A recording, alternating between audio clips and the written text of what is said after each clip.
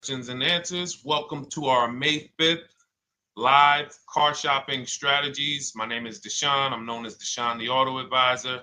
And over the next 60 to 90 minutes, I'm going to be sharing what we call the cars from home philosophy, the way you can shop, get bids, make your car buying simple, empower yourself, and guarantee that you did not leave any money on the table. We're going to talk about a lot of things you may not be familiar with. We're going to talk about things you have not heard before. We're going to tear back some mindsets that the car business has programmed in us for their profit. And we're going to tear down those mindsets because they're costing us thousands and they're making the greediest dealers in this country thousands of dollars. And we're going to get rid of that. So this show is sponsored by my new digital book. It's called Cars from Home, 7 Steps to Saving Time, Money, and Avoiding Dealerships. So I wrote that book to give you everything I know, everything I learned at Mercedes-Benz, at General Motors, running my own brokerage, and the hundreds of people, thousands now, that we've helped since 2021 to empower themselves in their car purchases. So part of my welcome offer to you is it's normally $97. You can get it for $24. That's my welcome offer for 30 minutes, anytime during the broadcast. As we go, you can get yours in my TikTok bio, in my Instagram bio, the YouTube comments, and the Facebook comments. It's a 75% off discount as part of my welcome offer for those of you who take action. And you'll have everything we teach here for the rest of your life. And you'll be able to move the same way you're going to hear me move and the way a lot of people I'm going to show you guys are moving. So no questions off limits. Feel free to start typing your questions. We are live on Instagram, TikTok. Hang on. I got Instagram up here. My man Dolan is moderating, so we're going to try to pull in every single one of your questions. Again, this is our May 5th live. We are live. It is Monday, so let's get to the questions. Okay, we got some coming in already on TikTok, Dolan. I see it is what it is. I'm just going to pull that one. I need to do one on shady mechanic shops. You should. If that's your area of expertise, the public needs to know from someone who's an insider what is going on in mechanic shops. I'm sure they get a lot of value. If you guys want, it is what it is to launch a channel teaching people how to avoid shady mechanic sites. Type ones in the chat so he can know that he should go ahead and do that, or she. I can't see if you're a man or woman. But let's get some questions going. Yosoy Tommy, I see you on TikTok. Interested in leasing, but I know I will go over the mileage. I drive a lot. Well, here's what you do. Give you an example. I'm leasing right now. I've never needed more than a 15,000 mile per year lease. So all of my leases have been 12,000 miles. I've never needed more than a 15,000 mile per year lease. Now, sometimes, that was because my family worked a little further from where we lived. We got a 15,000 mile per year lease, but most of the time I'm getting 12 because that's what I need. That's what I use.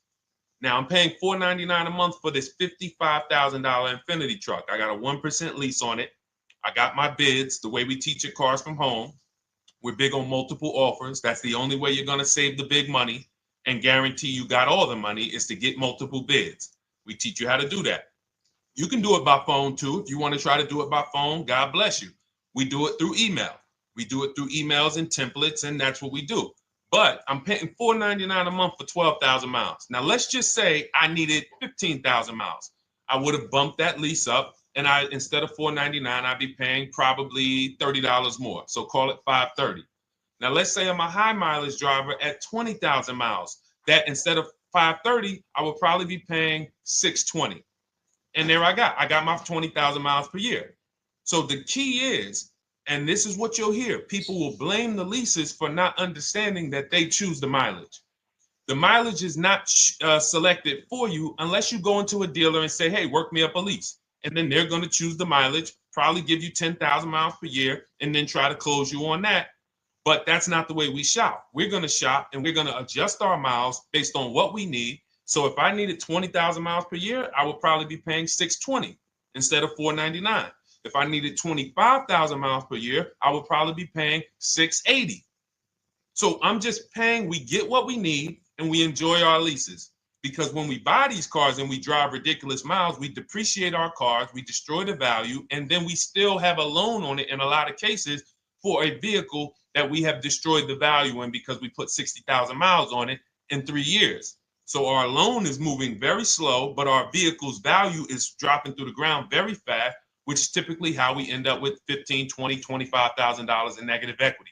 I used to see it all the time in dealerships, especially when I was in when Uber took off.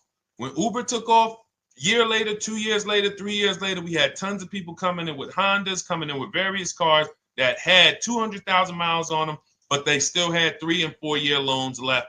And, that's just a recipe for disaster. That's a recipe for disaster. So you should not be leasing, though, if you keep your cars 8 years. Some of you familiar with the 8-year rule, you understand. Everyone should not be leasing. I want to make that clear. Some people say, Deshone, you believe everyone should be leasing? No, I don't. If you are not keeping your cars 8 years, then you should be shopping for below market leases. Don't forget those 2 words, below market leases. Because if you're paying what everyone else is paying for their leases, it's not going to make sense. Some of these strategies are not going to make sense. You need to be getting below market leases. And the way we do that is to comparison shop, get multiple offers from dealers, have them compete for our business, and then we get these leases that no one else can get. Great question.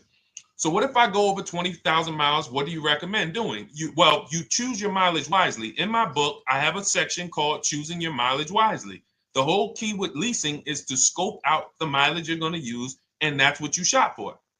If you know you're going to do 25,000 miles that year, you would do 25,000 miles on your lease. But you don't shop this way. We always shop with 12. A problem with leasing is once again, you go into the dealership, you say, work me up a lease. They're going to work you up what they want. They're going to say, hey, put 5,000 down. Who's had that happen? You go and you look for a lease and they tell you how much money you need to put down. Type me if you've had that happen. And again, welcome to everybody. This is our May 5th live. It's Monday, May 5th. Whether you're watching this today or you're watching this later today, because we will be rerunning this for those who couldn't make the show. Tell your friend they can catch it on our channels. But this is our live show. We're live every single Monday through Thursday at 12 noon. So you'll see people who will go and get blessed transition. You've had this happen. This is what you go in. They work you up a lease. Here, you need 3,000 down. Yeah, you need 3,000 plus your taxes and fees. What do you want to do? So that's them customizing our leases. We never want to do this. We want to customize our lease and run it like this, a template. All your leases you get with, ready? 12,000 miles per year. First month's payment only due at signing. That's it. 12,000 miles per year. First month's payment only due at signing. That is how you shop all of your lease offers, because this allows you to now use the 1% rule, which I didn't create. A lot of lease savvy people know about the 1% rule, where your MSRP, I'm going to just show an example of an MSRP, the price on the window sticker. Every lease is going to be brand new, guys, or either close to it. The price on the window sticker is the price we go by, the MSRP, and we're going to divide our monthly payment into the MSRP. And once we get that, the number, that's going to tell us if we got a 1% lease, if we got a 1.5% lease, if we got a 1.8% lease. And what we did was I created the 1.5% rule to know we were overpaying for leases. You don't have value when you lease something over 1.5%. But let's keep it to the point. The point is you're shopping all your leases, first month's payment due at signing, 12,000 miles per year, and then you're using the 1% to 1.5% rule to gauge the value. Once you find your best offer, that's when you go and you say, can you please adjust the mileage down to 10,000 because that's all I need, or up to 15,000 or 18,000. You shop your offers with 12. You find your best offer concerning what value is, 1%, 1.2%, 1.4%. You lock that up, and then you tell them, show me what the payment will be with 20,000 miles per year or 15,000 miles per year. That's going to keep you from walking into these 80% dealers which are never going to give you a below market deal. When they drop their prices, they're never going to drop low enough to beat their competition. That's why their name of the game is them keeping you from checking their competition. And then you avoid these people, you find those deals, and then you adjust the mileage with that dealer. But choosing your mileage is very important with a lease. And that's why you should take 5 minutes, 10 minutes, tally up your lifestyle over the next 3 years, and you choose your mileage that you need. Great question. Let's go, Dolan. I'm getting married today. Congratulations to Ash on Facebook, everybody. Ash is getting married today. Congratulations. May God bless you with a healthy, lifelong marriage. Hallelujah. All right. Angel on YouTube says, can I lease for 36 months, then purchase to have a lower payment instead of buying at a higher payment? Now, what he's asking or she's asking is, I want this new car, but if I buy the new car, then I'm going to have to pay for the new car, in which case it's too unaffordable. So can I lease it first and then buy the difference at the end? Yes, you can. Let's talk about why that's not that financially wise. There are signals, guys, that tell us we are looking at vehicles that are too expensive for us. Signals. Would anyone on here take a 50-year mortgage? Anybody? Anybody? We got some smart people on here. Anybody volunteering for the 50-year mortgage, ladies and gentlemen? Anybody? Come on, somebody.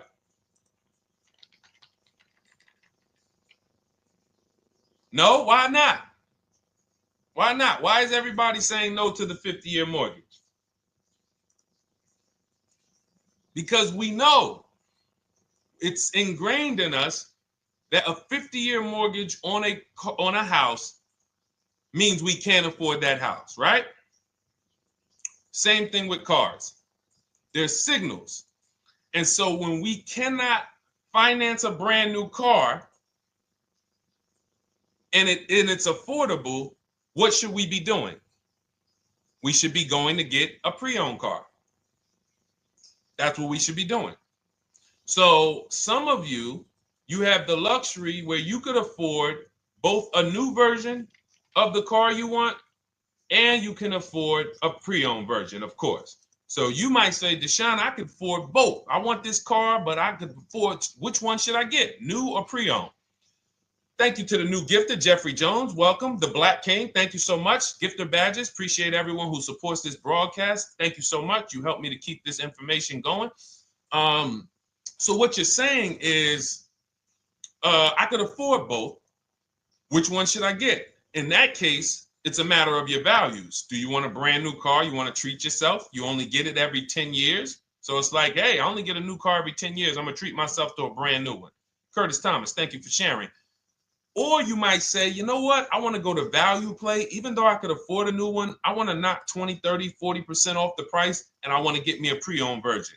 So that's the people who could afford both. Some of you, you're like Angel, who like, I want this car, but I can't afford it new.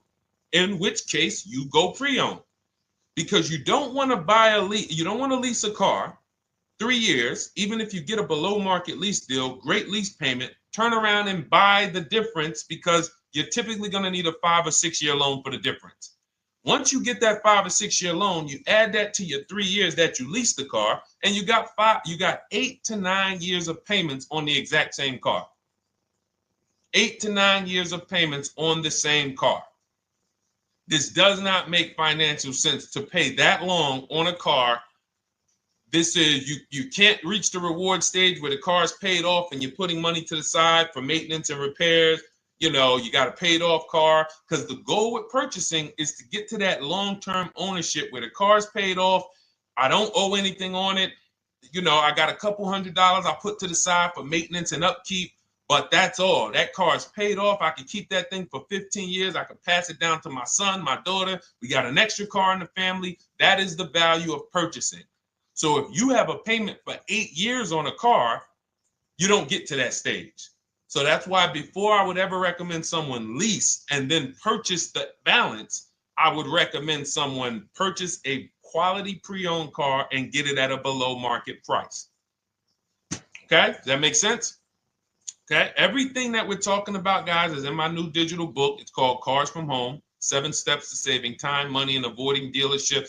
Has everything we teach, because the name of the game is learning how to structure your deals. When should I lease? When should I purchase? And then once you have your structure, getting bids on everything to make sure you don't leave any money on the table.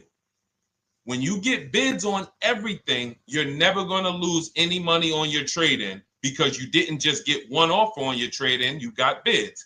You're never going to overpay for your interest rate, because you didn't get one offer on your loan, you got bids. You're never going to overpay for the new car or the used car you're buying, because you didn't get one offer on it, you got bids. And that empowers you to control the transaction. That is what we teach. That's in my new digital book, step by step. You can get your copy for 75% off, normally $97, but it's part of our welcome offer for 30 minutes. You got it in my TikTok bio, Instagram bio, YouTube comments, or the Facebook comments for $24. Okay, enjoy it, use it. All right, let's keep it going. I need to buy a car. I want to know how to buy the advertised new the new SUV vehicle for under $10,000 or even under $20,000. I don't really understand the question. Let me read it again. I need to buy a car, and I want to know how to buy the advertised new vehicle for under $10,000 or even under $20,000. Are you saying that's the discount you're looking for, or are you saying that is my budget? Please let me know. I don't quite understand. Go ahead to the next one, Dolan.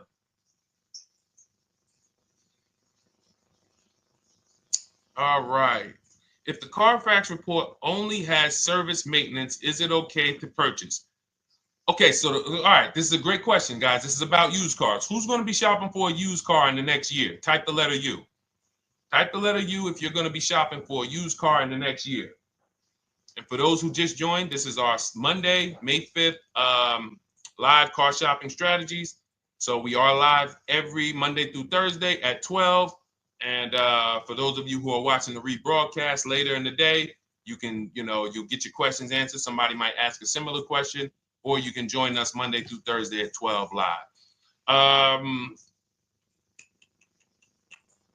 Yes, so we got a lot of people who are going to be shopping for a used car. We got Buffy on Instagram, Fran Bar. Who else? A lot of people not buying? Okay. Instagram, the only people buying used cars? Okay, well, let's talk to you guys. Listen, so here's when you're looking at a used car, what you're focused on is first the service record. First the title history. What is the title history? That means, is it a salvage car? Is it a frame damage car? Is it a now, well, let's start first. Where do we find these cars? Let's start there. We're not going to lots. We're not stumbling onto people's lots. That's what they want. We do not want to go through our neighborhoods looking for used cars. Anybody who does not have a used car on a website, they're trying to take advantage of you, because that is unadvertised, that they don't want to be where the competition is. That is not the way we're going to move. And for years, it was like that. You drive past a dealership on the weekend, you see hey, oh, look, they got this nice yellow car, a nice big red car outside, and you just pull right in. That's 2005 stuff. Now, every used car, we need to be able to compare it to the whole market, which means we need to see it on a website, on a marketplace. So we're opening up, this is called my multiple marketplace strategy. We are opening up, and some of you are going to need a pen if you're going to really, or unless you're going to watch the rebroadcast, because I'm running stuff past you that, you're trying to buy a $30,000, $50,000, $100,000 car. We're not talking about how you're going to get a couple things from Amazon and, set up a little home studio for $2,000. We're talking about the second most expensive purchase most of you are going to make. So it's understand that you're going to need to focus in order to get the most out of what we're talking about. So we're going to go to the marketplaces. The marketplaces are Carvana. They sell their own inventory. CarMax, they sell their own used car inventory. Driveway, they sell their own used car inventory. We're going to go to now dealerships. AutoNation, they sell other people's, they sell their own. They buy and they relist it on their website.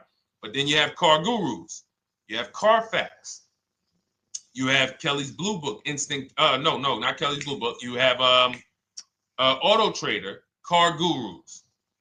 So we're going to all these marketplaces, we open them right up in one tab. So now what we're doing is we're putting in our criteria, and what we want to do, we want to go 100 miles out.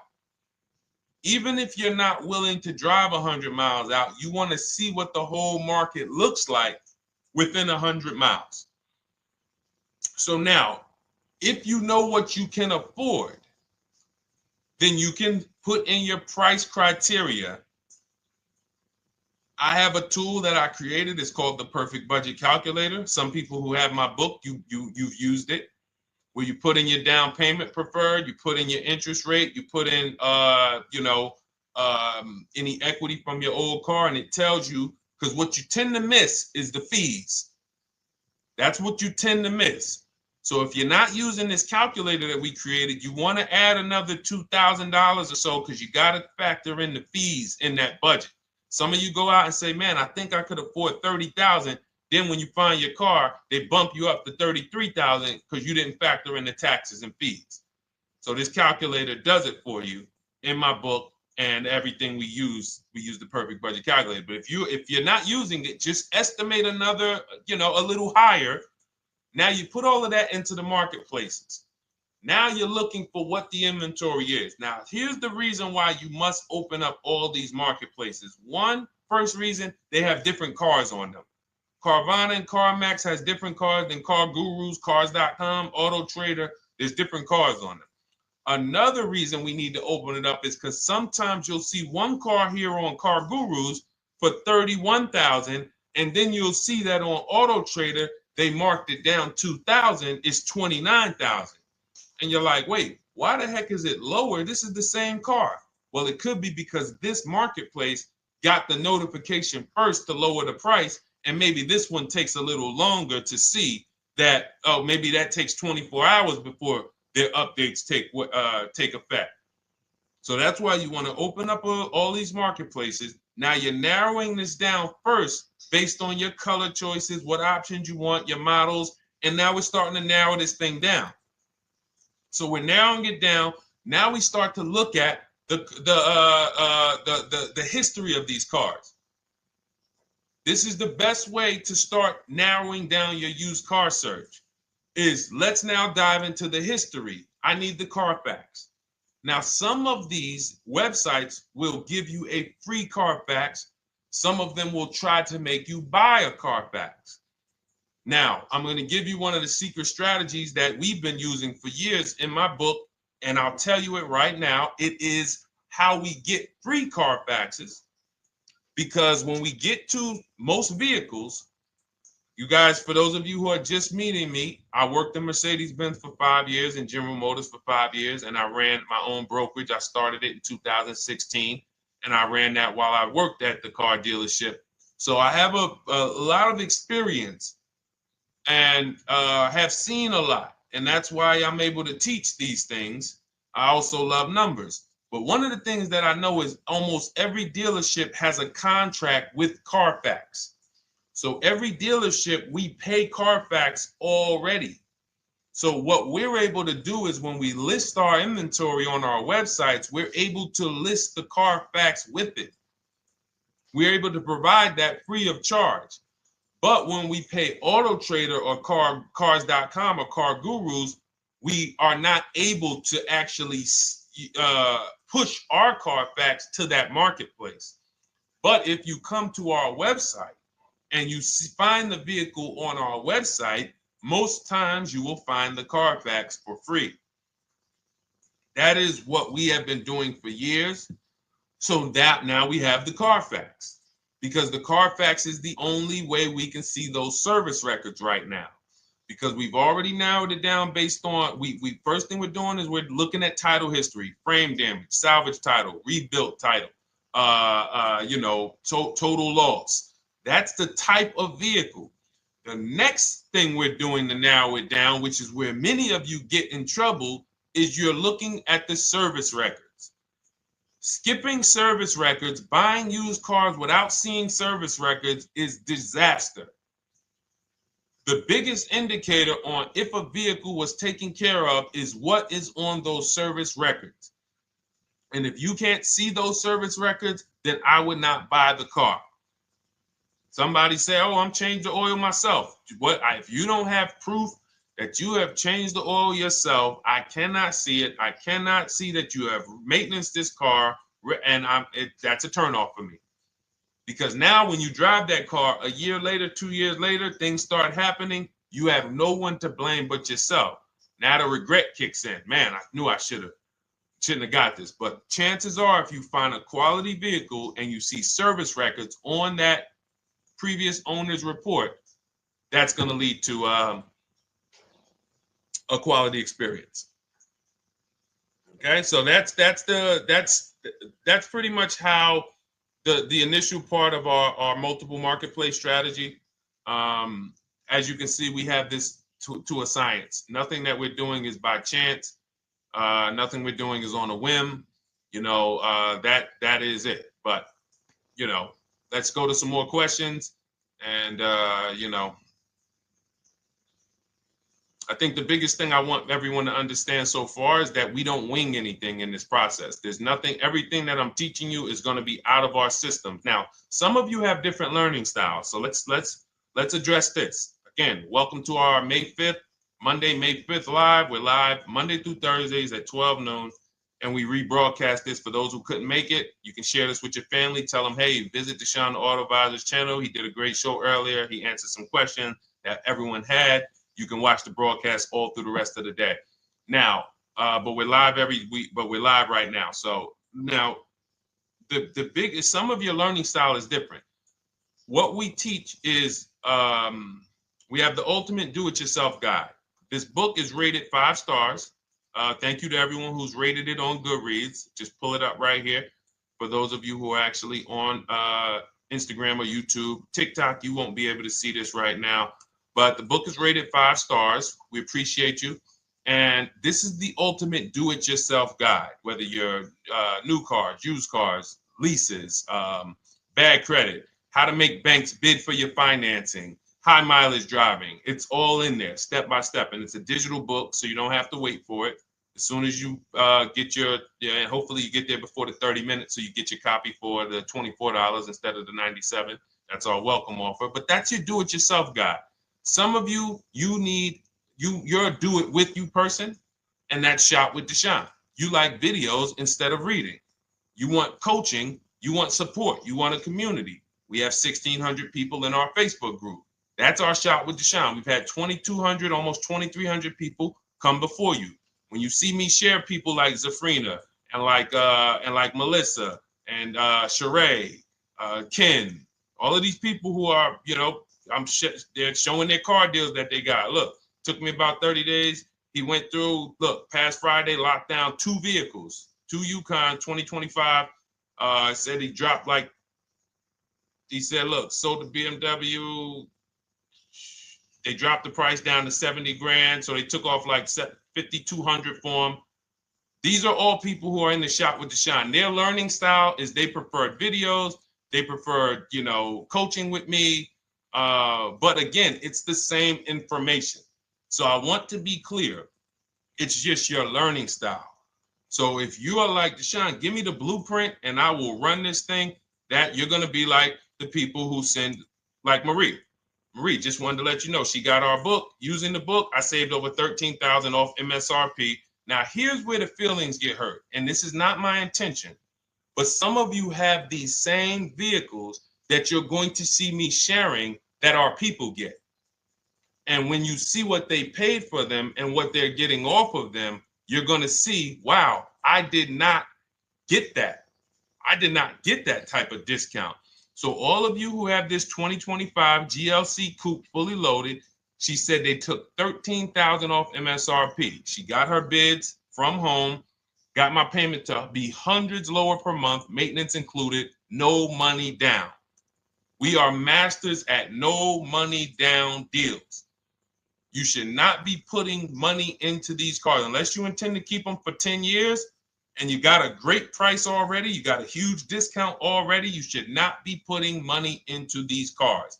I have never done more than $1,500 out of my pocket for any lease. And when my car that I bought, I put money down on that because I bought it to keep it.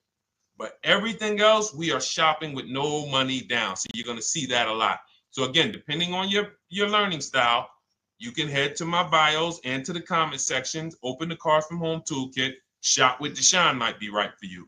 I don't care how you get the information as long as you are saving the money. I don't care. If you could do it with a $24 book, do it with the book. I would rather you say, man, this guy Deshone helped me. I bought his book. I got it on the sale because he did the welcome offer for $24. And man, I done got 4, 5, 6 cars using this thing. And all I paid was $24. Congratulations. I will celebrate that. I wish that for everyone, but that's not everyone's learning style. So, okay, Dolan, let's keep it going. I'm sure we got a lot more questions coming in.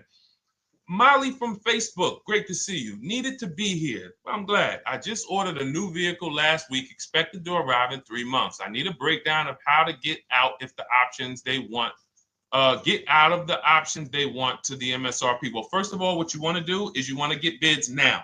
You do not want to wait. For those of you, she's ordered a car. She's scheduled to be here in 3 months, and she has not locked in her pricing. Now, the reason when we order a car, we are always getting our bids first because the closer your car comes to arrival, the less leverage you have. They know once that car comes in there, she's been waiting for 3 months. She is not going to want to walk away from this car. She is not going to want to do this all over again. And they're going to probably take a shot and say, or if you look for a discount at that point, you probably are going to be like, no, I'm sorry, we can't give it to you. So what we're going to do is we have to now send that request out. Now, there's 2 ways for you guys to do this, whether you're leasing or purchasing new cars. 2 ways for you to do this. You can do it your way, which is calling around. Calling around, not going into dealers, calling around, ask for sales managers, try to get yourself at least 5 offers. Because the only way you're going to see how overpriced the offers are is to actually get multiple offers. So I'll give you an example. I'm showing you guys on the screen what a market report looks like. So we also have a division. We shop for people's new cars and their leases if they have good credit. So when you see, oh, I tried to pull it up. It's not loading. So what you're going to see, and some of you who've used our stuff, you can testify to this. There is a huge spread between the best price and the worst price. Huge spread. So in order for you to know you actually got the best price, you need to see 4 other offers that are higher. I'm going to say that again. Thank you to all the gifters on TikTok. Thank you, Jeffrey Jones. Appreciate it. You need to see other offers that are higher. So let's go back to my car. This dealer who won the bid for my Infinity truck saved me over $8,000. Now, he said to me when I was making the deal with him, he said he knew that I was not going to find a better offer because he had used a special coupon he had to apply towards the deal. He needed the deal that month, and that's why he won the bid. So he's able to take off $8,000. If I was purchasing, I would have got $8,000 off the price. But I leased it, so my lease payment was $499 a month with $1,270 down total. And $1,270, $499 of that was my first payment. So every other offer that I got, 560, 605, 640, 700, 750. That's how you know you did it right. If you don't have a bunch of the 80%, we call them. This is the 80%. Some of you have heard me say we don't negotiate with dealers with fake fees. It's a losing battle because even when they take off all the fees, they're still super high. I'm going back and forth by email. So if you're using what we teach, you're taking minutes out of your day. You're going back and forth with email. We close deals in 60 to 90 minutes. I'm not inviting anyone to car college. 60 to 90 minutes of emails back and forth. Next thing you know, we're closing a deal. But you're going to see, even after back and forth and telling the dealers through email, you can do it by phone. Hey, I'm shopping other dealers. Please make me your best offer. I have all the templates written. So when you're using our stuff, you don't even have to wonder what you're going to say. You just copy and paste our template. But even after that, you're going to see, wait, these people are still giving me super high prices, even though I told them I'm shopping, even though I told them I'm serious, I could buy the car right now. Even though I gave them every single thing I need to give them to get an offer, they're still $150 a month higher than my best offer. That's going to prove to you that they are the 80%. They are not coming down. When they say this is our best deal to their customers walking inside, they're not lying. It is their best deal. It is not the best deal. It is their best deal. Their competition's best deal will blow their best deal away. And the only way you do that is by getting bids. So that's what you need to do, Molly. Take exactly what you're looking for. If you want to call around, call some sales managers and say, hey, listen, this is what I'm looking for. I put in an order, but I'm not dead set on the price yet. Haven't really gotten, I want someone to lock in a price for me. And hopefully you're purchasing, because if you're leasing, it's tough, because once that lease comes in, you do not know what the lease program is going to be. So if the lease program is bad, then you could find yourself jammed up. Now, here's what we try to do to prevent that. It's not always possible. Here's what we try to do. Once you have found the best dealer who's won the bid, now what you're going to do is say, based on this price that you're selling me the car for, can you give me a lease estimate now? So let's say I'm ordering this Infiniti. I shop around, I find a dealer who says, all right, Deshone, I'll place the order. I'll take $6,000 off list price for you if you do the business with me. Perfect. Can you give me a lease quote based on that now? I know this is not the vehicle. My vehicle's coming, but can I get some type of an estimate of what it would be? And then I look at that, and if it's affordable, now I place my order. But I'm not placing an order for a lease blind, not knowing what my payment's going to be when that car gets here. Okay? Does that make sense? I know I may be typing, this is heavy. That's why I told you guys, when you're here with us in car buying, below market car buying strategies, this is like short 60 to 90 minute master classes. This is not lives where I'm showing you how to make macaroni and cheese and turkey and like, okay, yeah, you got your music playing in the background. Hey, listen, all right, what I need? Oh, hand me the Sazon. No, you could do multiple things. This is heavy finance talk for 60 to 90 minutes, and it will change your life. And I just saw my girl, Lisa. Lisa, good to see you. Lisa's been, she's been learning from us and rocking with Cars from Home. Let me see. I'm glad you clarified, even if no money down on the lease, you still really have to give them the first month's amount. Yes, I don't know what I'm going to do yet, buy or lease. No matter, I'm learning lots and sharing with my peeps. Thank you, Lisa. Thank you. Now, technically, you don't have to give them the first month's payment either. What I do is our templates all involve shopping, first month payment due at signing. But if I wanted to, so let's say, for example, on this $499 a month lease I got on the Infiniti, and I'll actually will add this because I'm glad you said that. The lease is that's your first month's payment, so it's not considered money down. It's considered your first month's payment because you're leasing, you're paying 36 months or 39 months. We don't do 4-year leases. We don't even do 3.5-year leases in most cases. We're not doing it. It's 36 months, 39 months. And if they have a really, really good program for 2 years, they will tell us about it.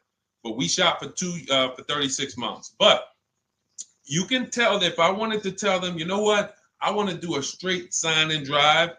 I don't even want to give you the $499 for the first payment, which means you're asking them to pay the first payment, then it would have just been $500 going back into the cap cost, which would raise the payment probably with interest and taxes, maybe 15, 17 bucks, something like that. So if I truly wanted to bring nothing to the table, I can just have them to, cap the first month's payment. You can do that. You can do that. So you can ask any questions. I know you're in our Facebook group, and so you let us know. But the 8-year rule is your basis for leasing versus buying. The 8-year rule, when you guys open up my book, you'll hear me talk about this. I'm going to make a whole lot more videos about the 8-year rule because it is the parameters for how to know whether to lease or buy. It takes into account how drastic cars depreciate. They lose value like crazy. All the losses are in the first 5 to 7 years, and you don't win until you've kept the car at least 8 years, compared to someone who's getting a below market lease. So let's take an example. You look at somebody like, Brian. Brian got my book. Just finalized my first ever lease using your system. 2025 HRV Sport all-wheel drive, $30,000, $505 MSRP. So this is a $31,000 vehicle almost, and he got it for $395 a month, which is a 1.2% lease, no money down. Now, his initial quote from this dealer was $434. This is the winning dealer. But in my book and in our systems, we have a counter offer calculator where we put all the offers we get into the calculator, and then it calculates the best offer and it tells us what to counter. So his initial quote was $434. He countered with the calculator and ended up closing his deal at $395. So these are the people that, for all of you who you're like, wow, are there any cars out there with a $300 payment anymore? Well, if you're buying a car, you are buying it at a $300 payment. You could only spend, who knows, every $5,000 on a vehicle is about how much per month? Every $5,000. When you're looking at a car, every $5,000 on a 5-year loan, which is what you should be defaulting to, is about how much per month. Thank you, Nikki. Nikki got a #1 gifter badge. And I don't really know what all of that stuff means, but I definitely appreciate it. The Black King, thank you so much. I just know it means you guys support the show. So I appreciate it. So who knows? Every Nucci Graham is and I wanna Nucci Graham will address you next, because as soon as you get your book, on the thank you page it says, "Thank you for your purchase. Click below to open your book." So we'll address that shortly. But okay, thank you, Lisa. Yes, every $5,000, and Nikki, $100. So this keeps you in the safe zone. When you are looking for how much loan I'm going to take, you are looking and saying, every $5,000 is going to cost me roughly $100 per month.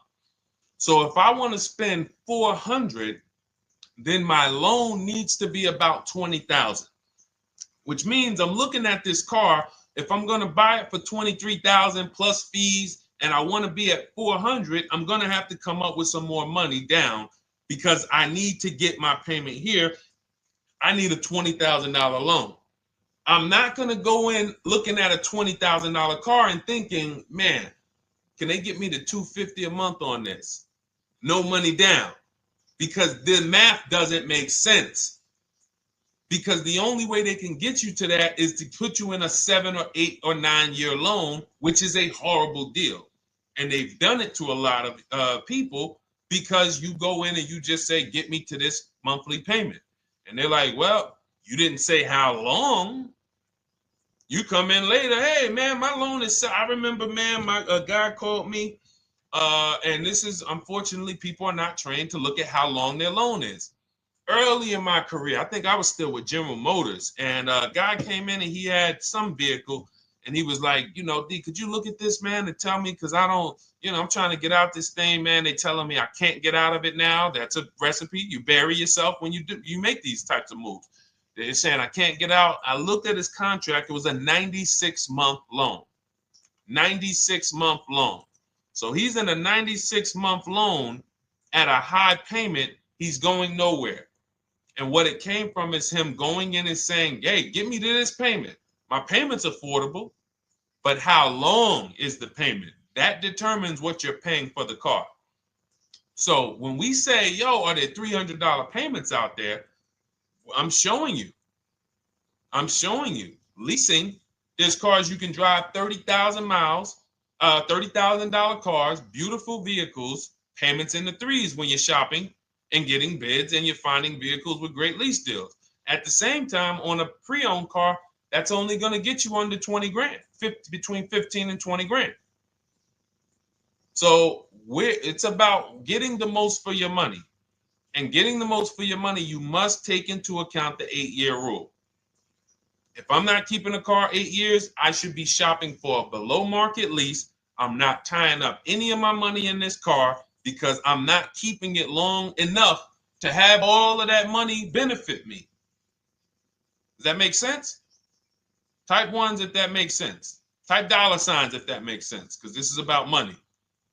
If I'm not keeping the car 8 years, then all the money I'm going to tie up in the car to pay for it, to pay off the loan, to do the maintenance, to change the tires, to change the brakes, to change the oil, to change the brake fluid, the transmission, all of the money I'm putting in that car, just normal maintenance. I didn't say anything broke.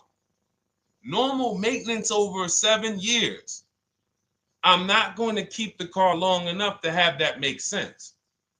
Whereas had I leased, I'm just below market leases. I'm just literally paying cents on the dollar, changing my oil.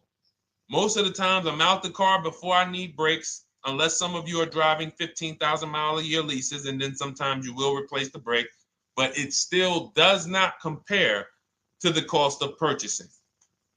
And throughout the show, I'm gonna show a lot more lease deals and a lot more discounts. But the reason why I show you guys the lease deals is because the money doesn't lie.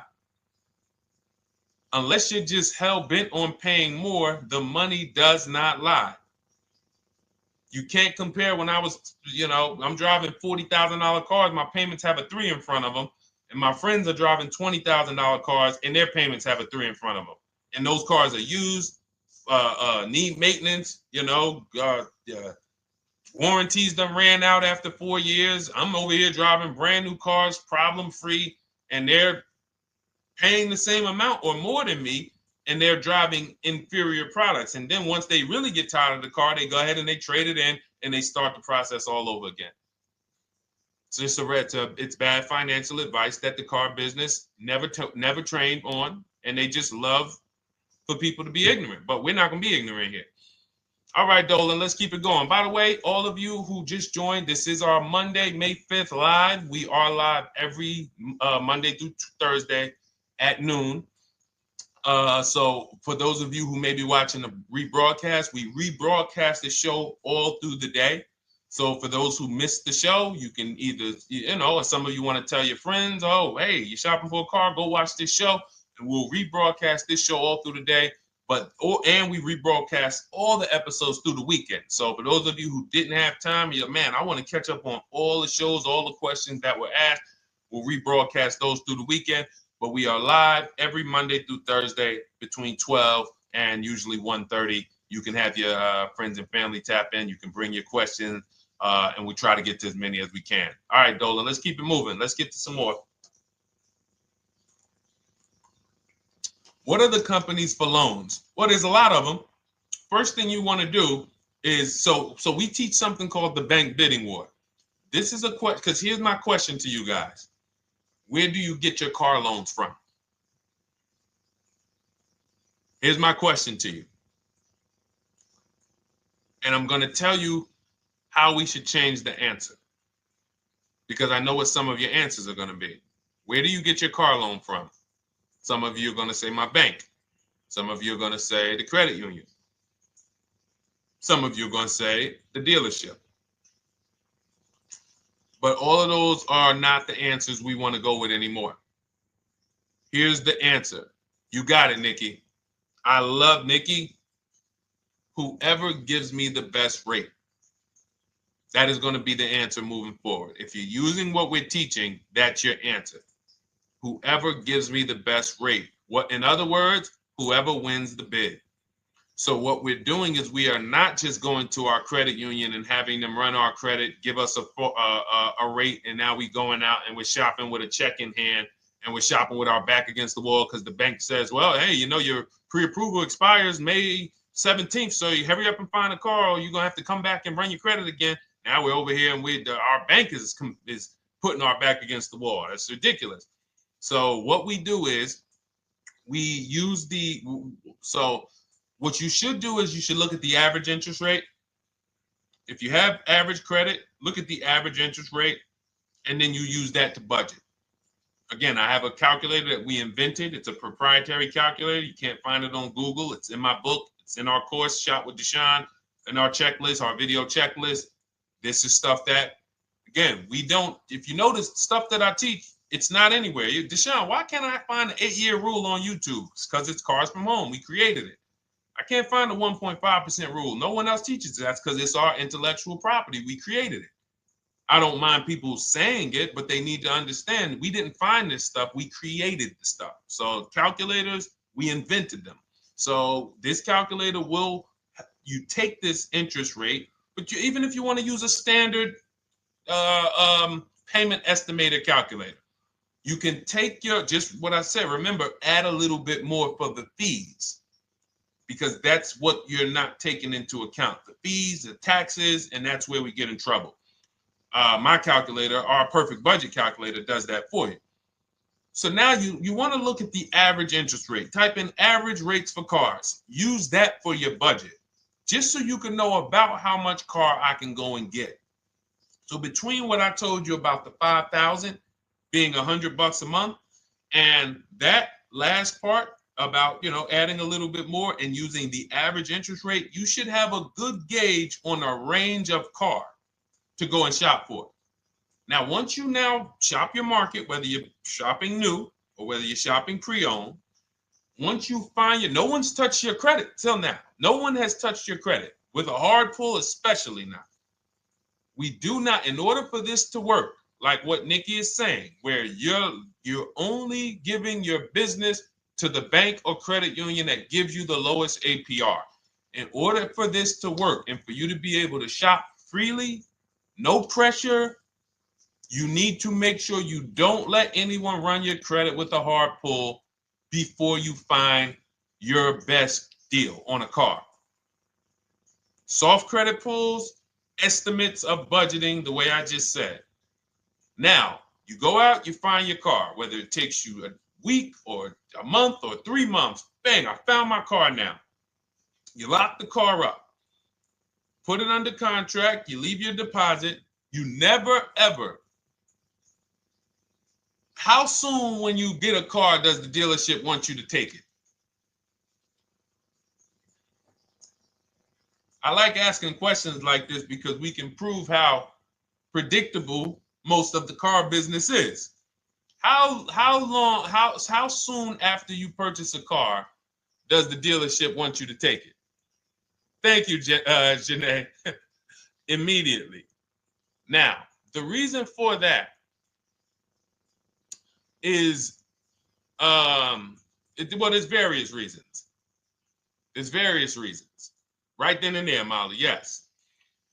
But what I want you guys to focus on is what you lose by taking it right then and there. You lose the ability to shop the interest rates.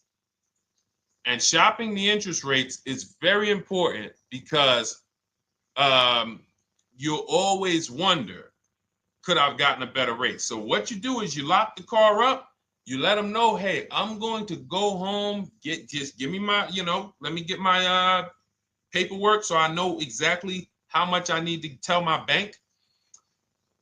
And here's the key, if you guys can beat what my bank or credit union gets says, then I'll give you the loan.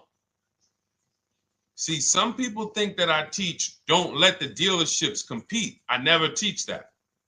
What I teach is don't let the dealerships be your first offer ever.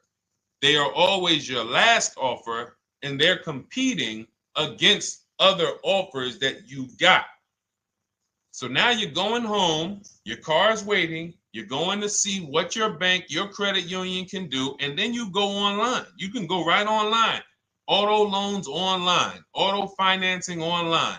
Let all of these banks and credit unions access your credit now with the hard pull, because there is an article that Experian did, and you can find it at almost any credit bureau, wrote an article on rate shopping. They allow you to have multiple lenders compete for your business within a small period of time. They say the window is 14 to 45 days. So if the window is 14 to 45 days, how quick do y'all think I want you to do it?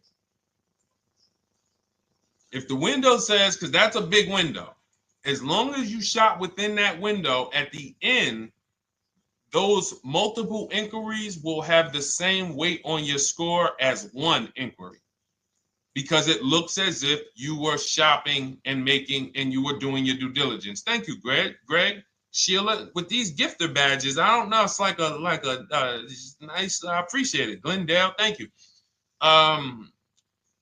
So with these, when these banks are competing, what you're trying to do is say, everyone here on my end, we call this the bank bidding war. This is round two. Round two is you are bringing your car home. I'm sorry, you are at home. You're going online. You're calling your bank. You're calling your credit union. If you have one, you're going online. This will take you literally one day, not even. This maybe take you an hour. Because if they say that the window to shop is between 14 and 45 days, I want you to do it in 24 hours. We want all the competition in 24 hours.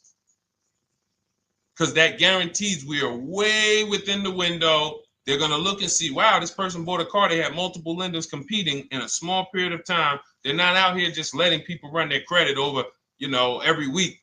Some new banks running their credit. So now you call the dealership afterwards. You say, hey, the best offer I got was from such and such credit union or such and such bank. If you guys can beat it, I'll give you the business. You allow the dealer to now shop you to their banks. In which case, they're going to call you and say, hey, good news, we got you a better rate. Or, hey, good news, we couldn't beat the rate, but we can match it. In which case, they save you the time, they save you the paperwork. Or they're going to say, hey, listen, that's a great rate you got. We can't beat that. None of my banks can beat it.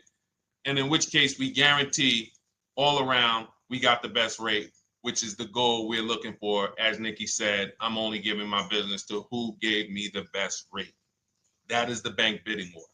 So when you get your digital book, Cars from Home, you'll get that in writing. We also have it in our Shop with Deshone video checklist. For those of you who are more do-it-with-me types, again, we're all about your learning style. And some of you just like, Deshone, I see you. Can you shop for us? What are these? I'm seeing a lot of you guys shop for people, new cars, new cars, leases only. And you have to have good credit. Your FICO scores need to be over 670, all of them. But if you don't, again, same result. We've been helping people get these results since 2021. And again, I am all about speed. These are short videos. The book is boom, action steps, action, action, action, action. I'm not trying to teach you everything about cars. I'm trying to walk you through a path, a 7-step path to get to the result you want all the time. Okay, I'm not taking you to car college. You're not going into the car business. You just need to know how to get the best deal. And that's what it's about, step by step. Okay, but for those of you who are just coming on, this whole show is sponsored by my new digital book. It's called Cars from Home, 7 Steps to Saving Time, Money, and Avoiding Dealerships. It's a digital book. Everything we teach about new cars, used cars, leases, below market financing, high mileage driving tips, bad credit tips for those of you who have your credit is not going to qualify you for everything else we're talking about. You need specific strategy.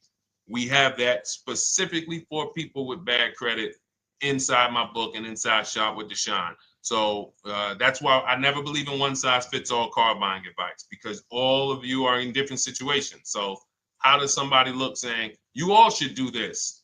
We're all in a different situation. I have a trade-in. He doesn't. He has a lease that's coming due. He doesn't. Oh, he has a lease that's coming due. He has equity in it. We need to help him get that equity out. He has a lease. It has an equity, but it has a third-party restriction. We can't talk to people the same. That's why everything we do is custom and letting you know, no matter what your situation is, it's very common to us. Very, very common. So, all right, let's keep it going. We got some more time, Dolan. Pull them up. More questions. All right, yeah, I see we got a couple more coming in on TikTok. How do I get the book? Well, the book is in my TikTok bio. In my Instagram bio, there's a website there. It's Cars from Home Toolkit. And then you'll see the welcome special for $24. So the book is normally $97, but as part of our welcome special, you got 30 minutes to get yours for $24. So you won't pay the $94. You get 75% off. We also have a link for you guys on Facebook and YouTube in the comment section so you can get your copy. And if you're going to spend a couple more minutes with us, I would appreciate if you share the broadcast with one person that you care about, so that can help. We can help get this information out, and we can help change lives. If you didn't receive your ebook, well, first of all, as soon as you purchase your book, you're going to see a thank you page. It says, thank you, screenshot this page, and then it says below, click the link below to open your book. So you actually get the link to open it as soon as you make the purchase. And then I say, I also emailed you a copy. So sometimes people type their email in, one letter's wrong. Obviously, we can't send a book to an incorrect email, which is why I have my support team's email right on there, so that if you don't see that book within 5 to 10 minutes, you email my support team, hey, I didn't get the book. They'll get you the book right away. So as you can see, I want you to, Dolan, can you put up, do we have anywhere with, we can put up the support team's email for this person, and just send an email to support. There you go. Thank you so much. Support at Deshone the Auto Advisor. Thank you, Dolan. Best moderator in the world. All right, so shoot them an email. Just let them know. Give them your first and last name, and they'll check the record, make sure that we have a purchase from you, and they'll send you your book right away, so you can dig right into it. Okay? All right, let's keep it. We work with clients all around the country. What I'll start doing, I wanted to bring some on here today, but I can't load them up. The system is showing an error. So I got a lot of people. I always bring tests. I always like to show results. So, you know, I'm a results person. So you'll see a lot of people that I share. Brian, who has our book, and, you know, his lease, Marie with her $13,000 off. All of these people made deals from home. They were not in a dealership negotiating this. You got, look, Frank, I bought your book, used your system, and just closed my deal and have positive results to report. I love when y'all email me, by the way. Like, please continue to do this. A caveat is I wanted a just released 2026 Genesis G70 Advanced, and there are no incentives. I could have gotten incentives on the 2025. However, I wanted the 2026, and I was willing to pay. So even with high demand cars, even with cars that are rare, this is the situation. I reached out to 20 dealers, and I received 9 offers for 36 months, 12,000 miles on a $58,000 MSRP. The initial offers range from $1049 to $901, with everything in between. I counter offered using the calculator that we have, and closed the deal at $815 on a $58,000 MSRP. That's a 1.4% deal. Now, mind you, that on a vehicle on a 2026 with no incentives, which means every bit of that was the dealer taking off money for him. He probably had to get at least $5-6 grand off to have that deal come in the 8s, when other dealers were quoting him 9 up to 10 and, you know, mid $1,000 range. So, you know, but so I show the book testimonials. I show my Shop with Deshone testimonials. But I want to start bringing these market reports so you guys could actually see that's our team shopping all around the country. And that allows us to stay, we're able to just stay on top of the market, like from state to state. It proves like this stuff is not, oh, if you're in New Jersey, the deals are better. Yeah, if you're in Florida, the deals are better. If it's California, we don't have deals out here. All of this stuff is not true. And thank God we have people using the Cars from Home systems, be it by book or be it by our video checklist, or be it us shopping for people all around the country where we can tell you beyond a shadow of a doubt. I can show you market reports from Texas, from Oklahoma, from South Dakota. We did a deal for a Mazda, a South Dakota deal, Nebraska, California, Florida, Georgia. We're shopping for people all around the country. And there's great deals everywhere in the country when you know how to make dealers bid. Because you're always going to find that 20% dealer who just wants to beat their competition. They're the best in the region. And you got to go out to find them. You got to have a system to find them. Because most of the dealers are not them. Most of the dealers are the 80%. That's just the way it works. It's a numbers game.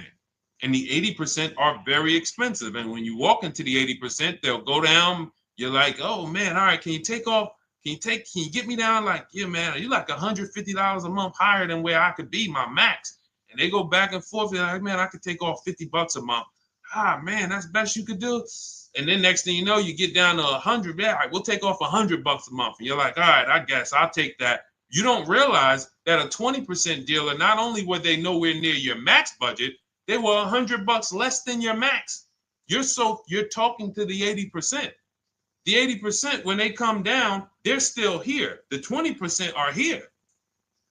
So you're over here with an 80% dealer walking into these dealers. 8 out of 10 dealers over here are 80% dealers. So y'all talking them down like this, and y'all thinking we winning. Oh, I talked them down to this. Meanwhile, the 20% dealers are here.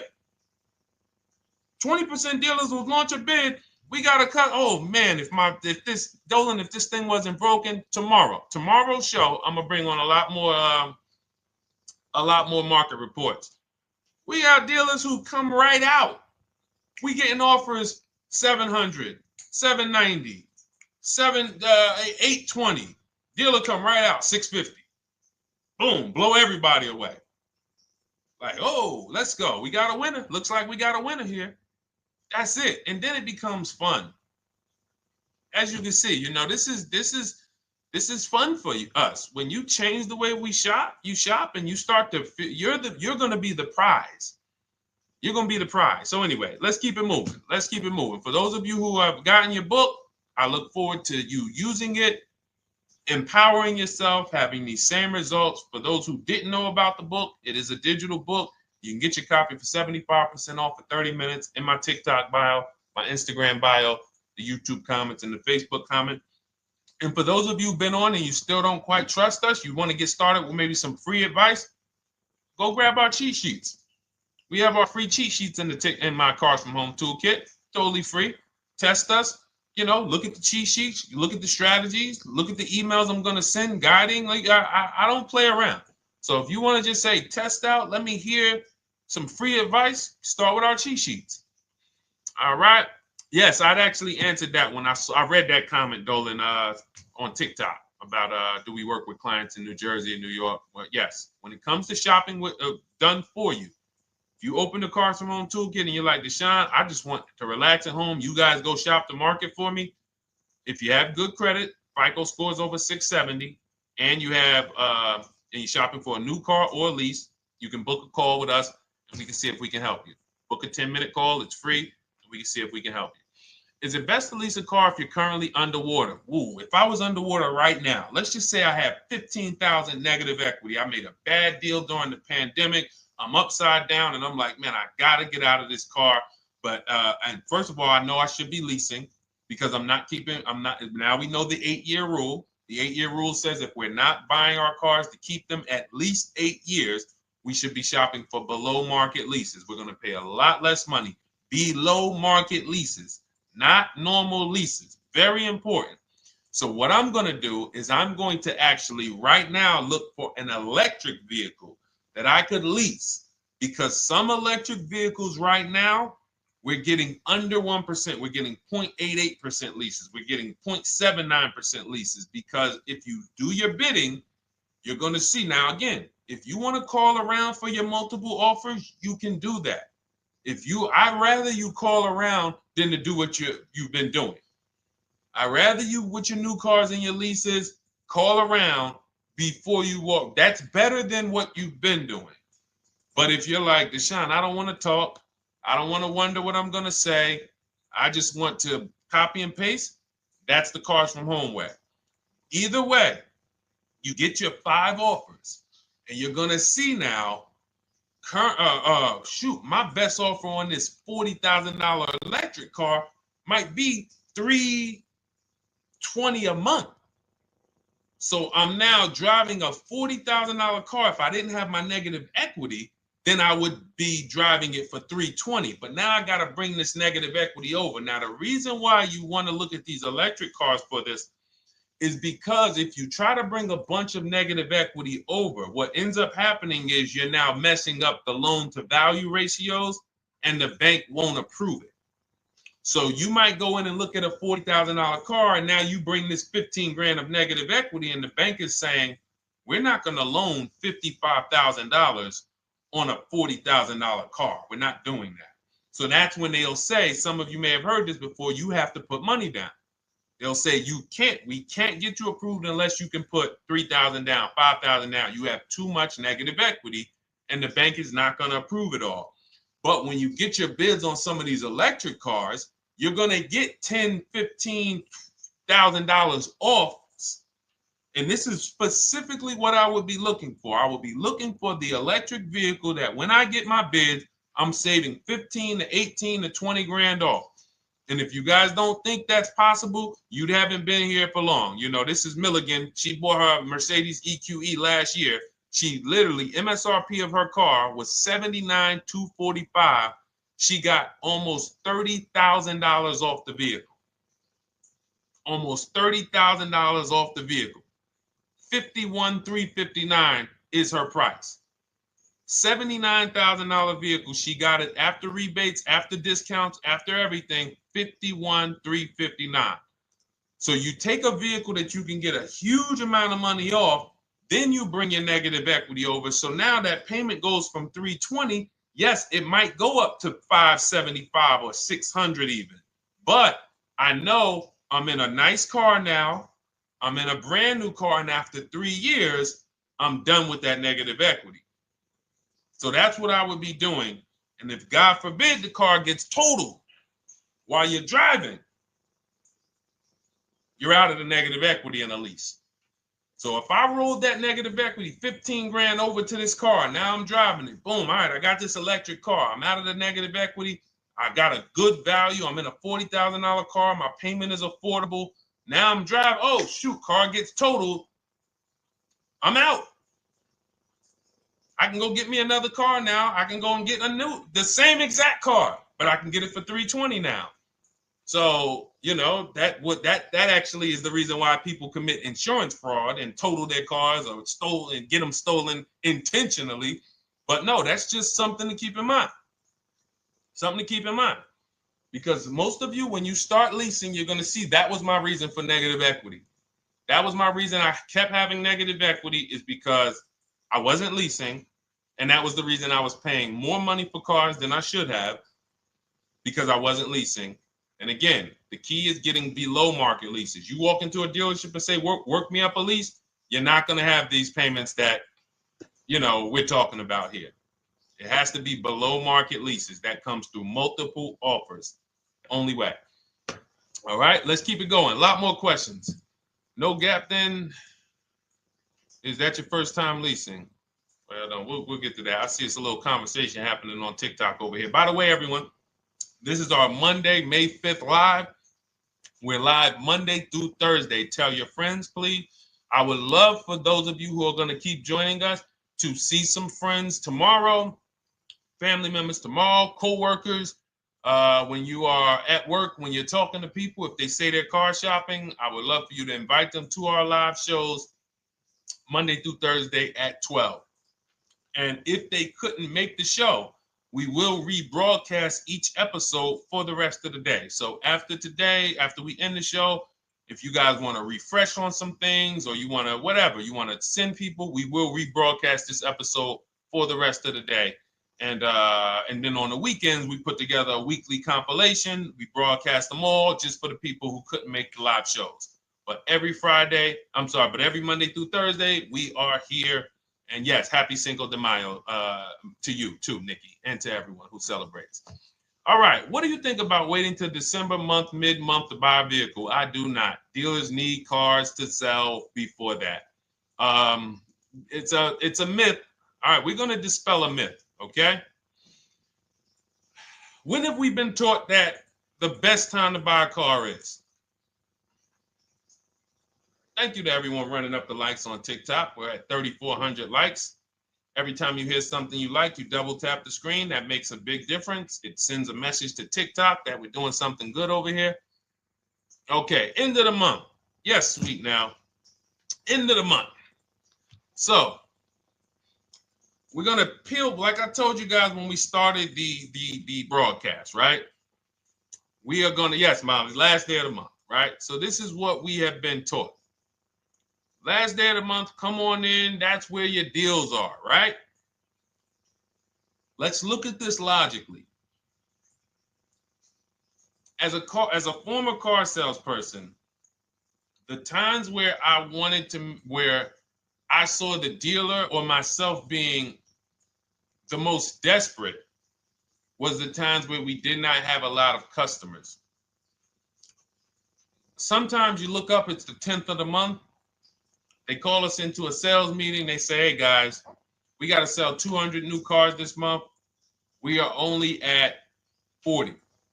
We are way behind. We are tracking way behind. Call anyone you know who's a real customer. We are entertaining every reasonable offer. Now, you've been taught there's a group of people that we know are coming at the end of the month. There's a group of people that we know that last weekend they're going to rush. But there's no desperation there from us because we know they're coming. So we look and say, I'm much more desperate at various times throughout the month than I will be at the end of the month. Because think about it. Every time you go into the dealership at the end of the month, is it dead or busy? You go into the dealership most of the time at the end of the month, is it dead or busy?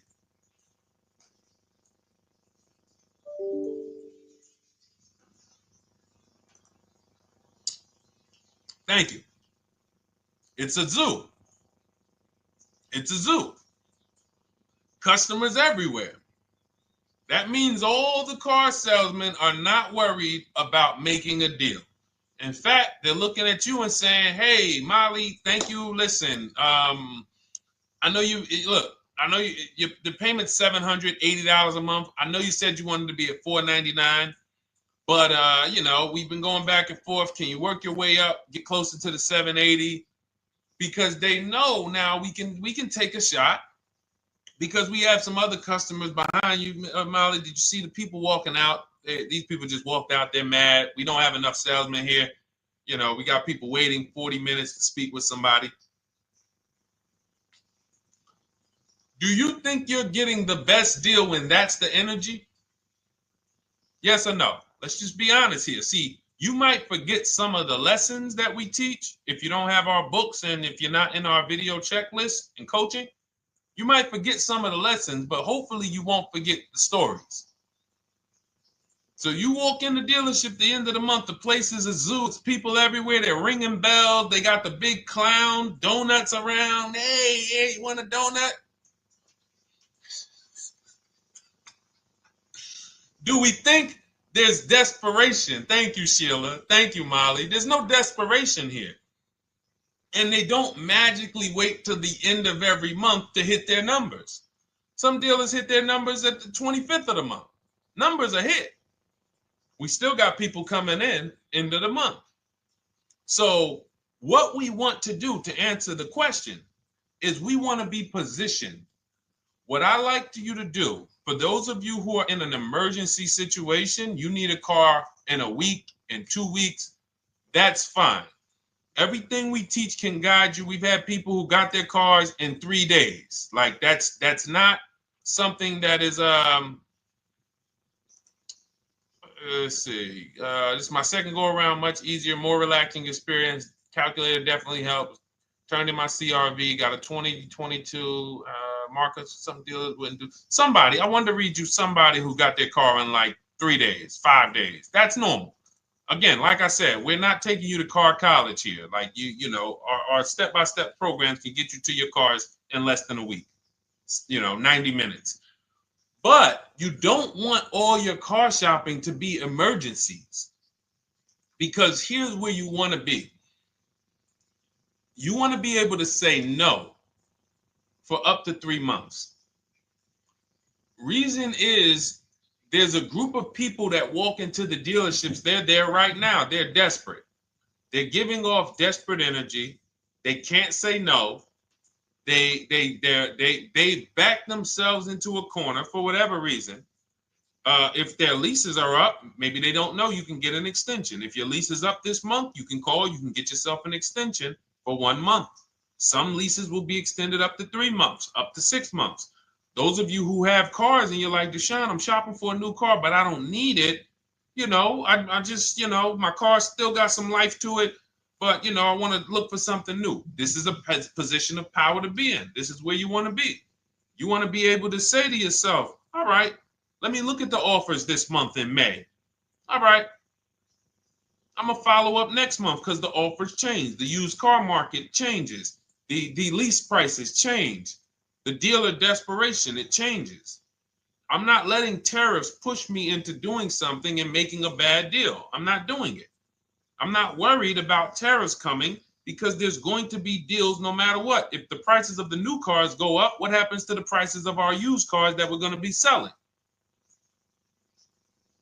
See, that's how we really won during COVID.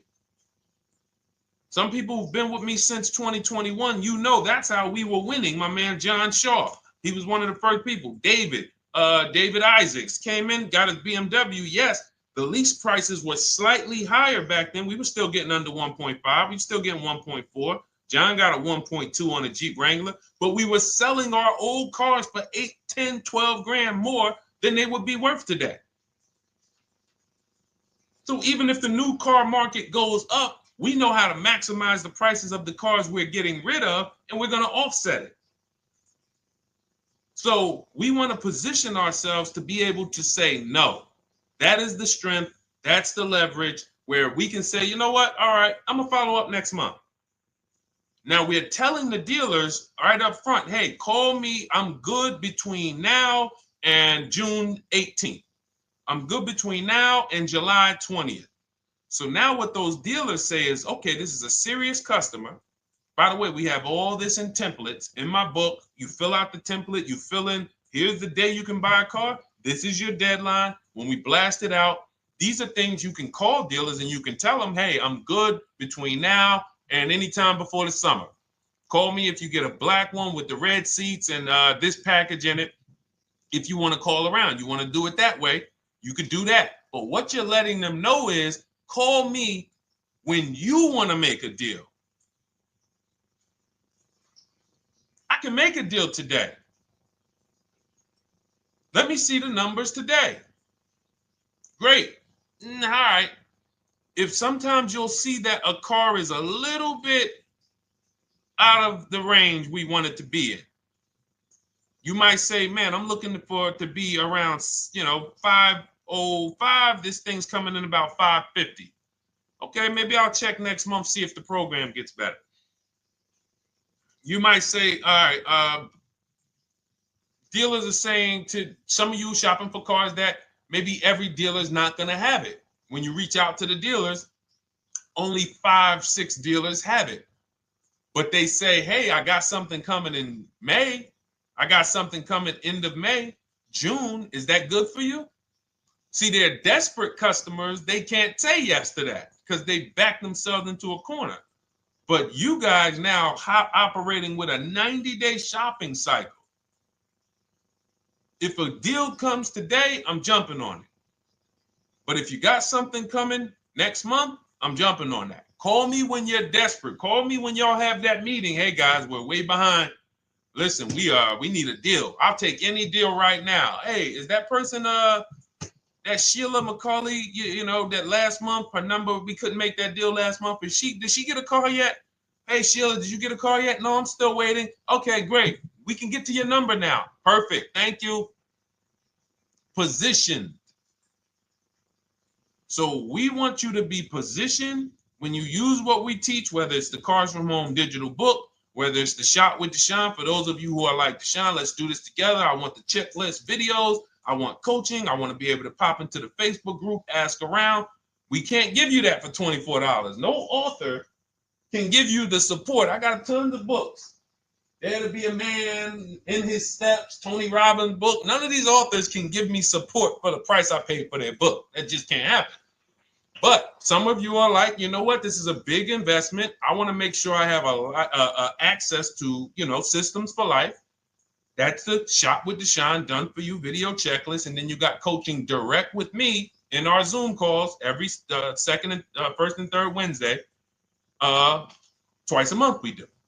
And then we got our private Facebook group with 1,600 people.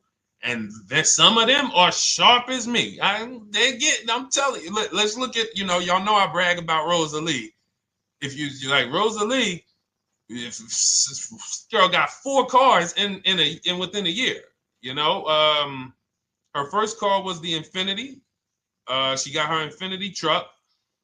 And I was sharing her a lot last year when she got her Infinity QX60, but she recently shared that she got 3 vehicles.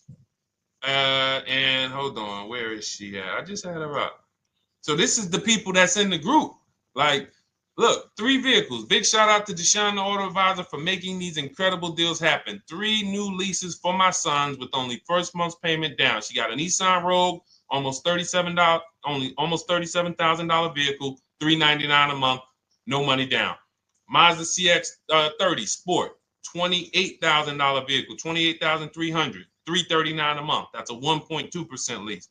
And she got a Mazda CX-50 Premium Plus, $40,400 vehicle, $420 a month. 2 1% leases and a 1.2% lease. And the cherry on top, she says, I sold 2 leases. Some of you don't even know you could sell a lease. She said, I sold 2 leases. She had equity. Now, not every lease has equity. But if 8 out of 10 leases don't have equity, then 2 out of 10 do. So if you've just been dropping your leases off at the dealership, hey, here's my old lease. Let me get the new one. Hey, here's my old lease. And you have not assessed the equity. Could there be equity in it? Imagine how much money you've left on the table. Imagine how much, wow, I didn't even know you could sell leases. She sold 2 leases, 2 2021 Elantras, walked away with $6,737 in equity. Deshone, I could not have done this without you. Your program is a game changer. So this is what we want. We want empowered car shoppers. We want people who are not intimidated.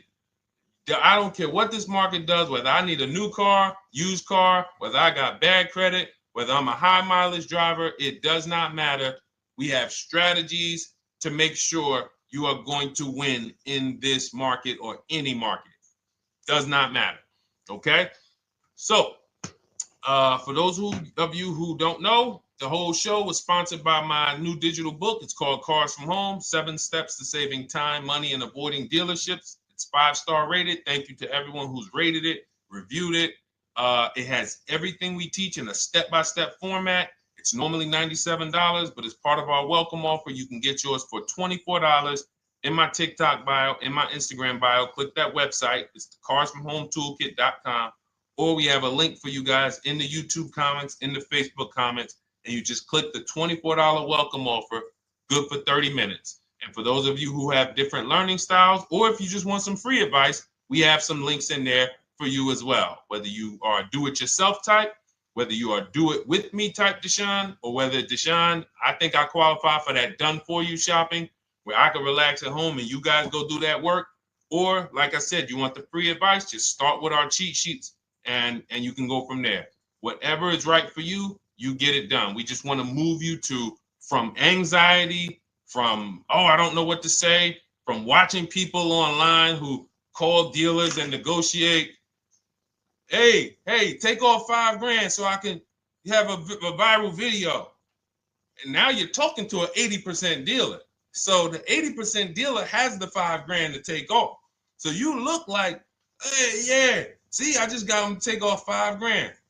We don't negotiate with dealers with fake fees. Like there's a saying, we don't negotiate with terrorists. Cars from home, we don't negotiate with dealers with fake fees. None of that stuff matters. Because what you want us to think is, look, see, I took off all of this money. Don't you want to buy the car now? But you took off the fake money. Had we been talking to a 20% dealer, what money are they taking off? The real money. The real money. So if we have two dealers, well, let's say 8, because y'all know I use the 80%. So the 80% are over here. The 20% are this small group over here that we got to find.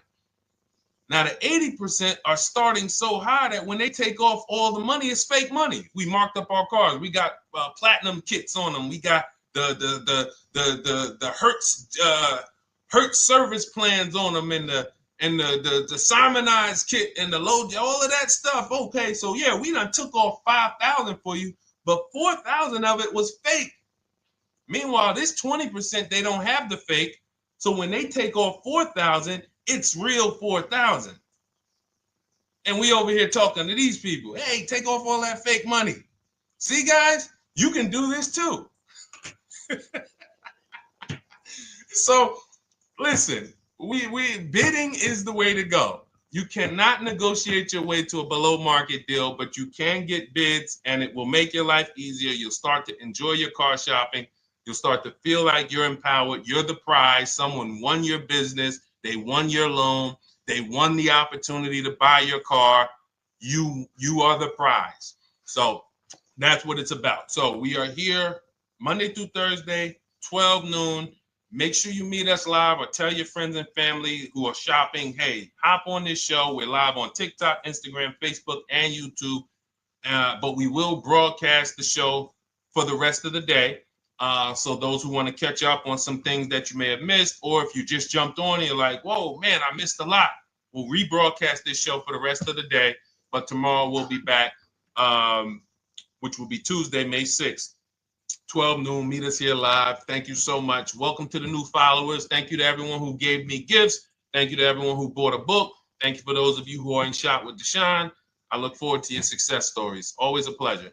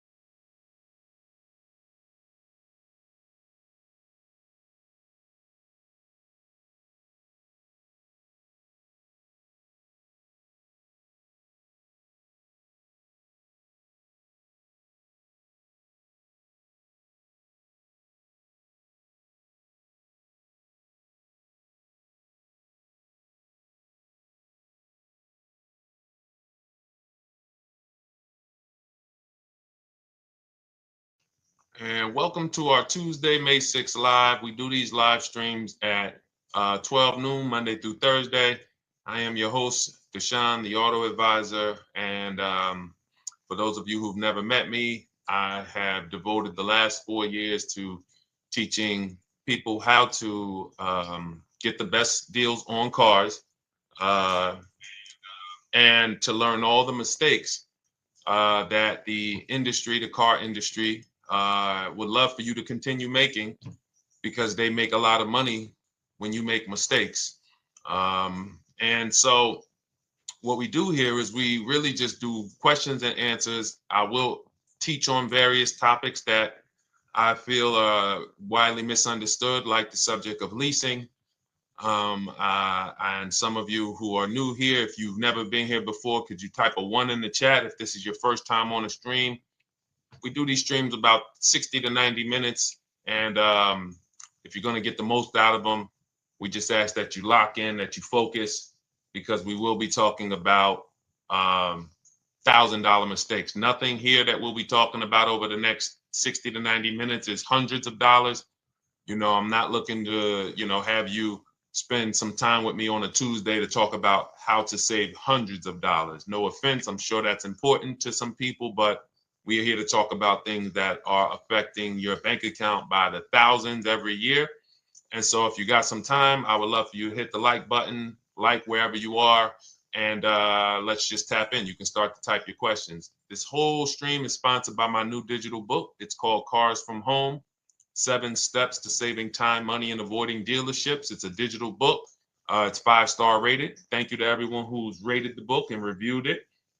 And it's normally $97, but for the next 30 minutes while you're watching, you can grab your copy for 75% off. That's our welcome offer. We always like to reward people for taking action. So you can get your copy for $24 instead of $97. And you can just head to my TikTok bio. You won't leave the show, my Instagram bio, the Facebook comments, or the YouTube comments, and use that link to get your welcome offer, and you'll have everything we teach. So as we go through this for the next 60 to 90 minutes, if you're like, whoa, Deshone, this is a lot. Wow, this is a lot. You can grab the book and make sure you have everything that I teach and everything in a step-by-step format. Okay? So I have my man Dolan moderating. Good afternoon. Thank you, Johnny Miller. Good to see you, Lil G. Again, guys, we are live. This is our Tuesday, May 6th live. We're live every Monday through Thursday at 12 noon. But we do rebroadcast these throughout the day. For those who cannot make them, you can watch the rebroadcast, or if you got to go back to work, we'll be rebroadcasting it for the rest of the day until our show tomorrow. All right, so let's start with the questions. You can feel free to get into it. Okay, do you have to get the extended warranty? This is a great question. This is car specific. A Honda, Acura, Toyota, in most cases, have always had low cost of maintenance and their parts are inexpensive. When you're buying an extended warranty or you're considering it, it is a risk product. It's an insurance plan. So that means you can pay for something and not use it, just like car insurance. You don't necessarily use your insurance until you have an accident. Same thing with an extended warranty. It's an insurance policy. So what you're trying to do with any insurance is see what is the likelihood that what I'm paying for this is going to exceed the price if I did need to use it. So in the case of a vehicle, when you're trying to determine what should I get an extended warranty, there's 2 things that are important. Does this vehicle that I'm purchasing have a high likelihood of things going wrong? We know, and some of you have had cars with histories, and we know there are certain cars, they tend to have things go wrong more than others. And what I like to do is go right to Google and type in repair cost, because this is the second item that we are looking at. We're looking at average repair cost. So if you're buying a 2010, a 2015 Nissan Altima, 2018, Hyundai Sonata, you go right to Google, you type in 2018 Hyundai Sonata average repair cost. Now, if you see that those typically go on the lower side, then that can take a lower set of risk where you might say, all right, likelihood of these things going wrong on this car is slim. But if you see that the repair cost is on the mid to higher side, that's shifting more risk to if something goes wrong, the cost for you to pay for it out of pocket will probably exceed the warranty. So like when I work for Mercedes-Benz, who's new here? Type a 1 in the chat if this is your first time on a stream with us. First time you've ever been here, type a 1 in the chat. First time. What's up, William? What's up? DJ Ant Nice, good to see you. Maggie, good to see you. Enrique, good to see you. Miko, good to see you. Tetra Washington, good to see you. Jan, good to see you. Claire Clairvoyant, good name. First time, if this is your first time, just type ones in the chat so I know. I don't want to assume anyone knows who the heck I am and what my experience is. Daniel Thompson on Facebook, great to see you. So I worked for Mercedes-Benz for 5 years, General Motors for 5 years, and I ran my own brokerage, my new car brokerage, called Cars from Home. I started it in 2016. Now, when I worked for Mercedes, when people were purchasing a Mercedes, what I would tell them is buy as much warranty as you can afford. Buy as much warranty as you can afford, because I knew that when something breaks on a Mercedes, nothing's under $1,000, and typically it's $2,000-$3,000. So a $4,000 warranty on a Mercedes Benz is usually worth every dime. But at the same time, we have cars that, again, less likely for things to go wrong. And then when things go wrong, if they go wrong, they can typically be repaired inexpensively. Good to see you, Arms Reach. Welcome on Instagram. Shout out to the people checking in live. Great to see you all. So that's how you're measuring extended warranties. You don't want to get an extended warranty on a vehicle that has a low cost of repair and a low likelihood of things going wrong. You can then take your money, put a little bit to the side, have a little emergency fund, that same $35 that you would have put into the warranty, or $2,500, you put that to the side over the course of a year, 2 years, put $100 a month to the side, and then have that be your cushion just in case things go wrong. It's better for you to have that money in your bank account, and if things go wrong, you take it to your mechanic. You must have a local mechanic. You guys know I swear by local mechanics on cars that don't have warranties. Even if you have a Mercedes-Benz, a BMW, an Audi, something that is typically harder to work on and takes more of a specialized engineer, there are still plenty of places that have those. I mean, there's shops where they used to be Mercedes-Benz techs. Now they have their own shops. This is who you want, because their cost, their labor is going to be probably 1/3 of what a dealership is going to be. So these are the resources that, again, keep more money in our pocket while getting us the same level of service and experience. Okay, great question. Welcome, Uncle Nene. Good to see you. Uncle Nene. All right, listen. Nicole, good to see you. All right, Dolan, you can pull up the next question. Feel free to start typing your questions. And as we get more questions in, we'll try to get to all of them. You guys know we're not always able to, but we do try to get to all of them. How do I shop around for the best lease deal without affecting my credit? Well, first of all, you're talking to someone who's, just so you know, I've taught thousands of people to lease. I've gotten 7 leases. Now, when we look at what we are doing with a lease, first, we have to consider how we want the information presented to us. We are not letting dealers tell us how they're going to quote us. We are telling the dealers how to quote us. So we are going to have all our quotes. Thank you to everybody hitting the like button. I see you. I appreciate you. And shout out to the sharers. As I see people who share, I always like to give the shout outs to the people who share this broadcast with their friends and their family. And thank you to everyone who's giving gifts on TikTok and Instagram. Appreciate you all. So what we are doing when we're telling a dealership, you give us a quote with first month's payment only out of pocket, 12,000 miles per year, and put all the taxes and fees into the payment, assume tier 1. So we are presenting it now in my book and in my Shop with Deshone programs, my video checklist. I have all the templates. If you're going to do this yourself, you just need to remember how you're presenting this. You can call around to dealerships, because there's 2 ways to do this. Shopping from home. Cars from Home is about showing you guys, and I'm going to be showing you guys a ton of payments. And listen, I don't want you to feel bad, because some of you are going to see that you've left a lot of money on the table. Part of what I have to do here, and I've been doing it for 3-4 years now, is I have to tell you the bad news. For 3 years, I did a masterclass called Everything You're Doing Wrong Buying, Selling, and Leasing Cars. We put probably over 15,000 people through that masterclass. But those were people who were willing to hear the bad news They knew, Deshone, I didn't. I got to hear the bad news to get to the good news. So as I show the difference in the prices that we get and the people who listen to me get, more than, forget about me, the people who are like you, the people who are on a live, saw a video, and then took action and learned what we, and use our processes, the results they get compared to what you're getting.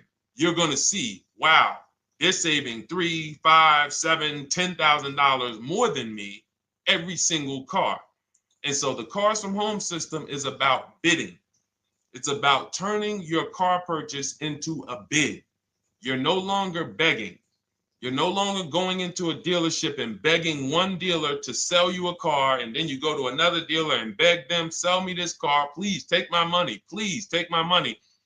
Meanwhile, you're not seeing the entire market and the people who would compete to get your business and gladly give you the service that you deserve by giving them a $30 to $50 to $100,000 transaction, which is what your car purchase is.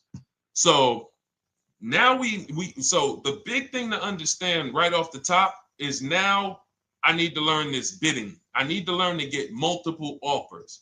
So you can do this by phone. You want to do this by phone, you can call around, but you must give them that information in order for you to compare the deals the right way. Lynette, good to see you. Christina, good to see you. Melvin, good to see you checking in. Rudolph, I see you. Once you actually give them that information, 12,000 miles per year, first month's payment only, due at signing, taxes and fees in the payment, assume tier one. I want the tier one offer. Even if you think I not qualify. Now, if you got a credit score above 670, all your FICO scores, most of you will qualify for most tier one leases. So you want to see, what does this look like as I get my offers? Once you get your offers in this format, you can use the 1% rule as the gauge. The 1% rule is been around for more than 20 years. Everyone who leases and who's savvy, we understood if your lease payment is 1% of the MSRP or less, you stole the car. That includes taxes, that includes fees. You're still in the car. So example, we're looking at a $30,000 car, Hyundai Sonata or a Hyundai Elantra, $30,000 car. When we shop all our offers, if that lease payment is $300 per month, with only $300 due at signing. In other words, I show up, here's $300. Good to see you, GDTV. Thank you for checking in on YouTube. Once I give you that $300, that's my payment for the next 35 months. So that's a very, very low percentage of the car you're paying. It's a 1% rule. Now, in order to get a 1% lease, you need a great lease program, which means the bank has to be supporting the car, rebates, incentives, and then you need the biggest discount, the dealer who's going to give you the biggest discount. Now, one of those we can control. One of them we can't. Which one can't we control? And for those of you who are new here, we don't play around here. But my people who are moving, and again, I'll show you, like a lot of people, we got a lot of people who've been following us, using our processes. They're locked in. They're not casually on a live here. We're not casually here talking. They are locked in. Like, boom, okay, I hear you. They're answering, they're typing, they're not, vacuuming in the kitchen and trying to hear. You can't do. We're talking about your second most expensive purchase of your life. It's going to be, you got to lock in. You got to challenge yourself to block out the distractions while we're on this stream, because this is your money. And if you don't take your money seriously, the car salesman will take your money seriously. Oh, I like that. Praise the Lord. God is good.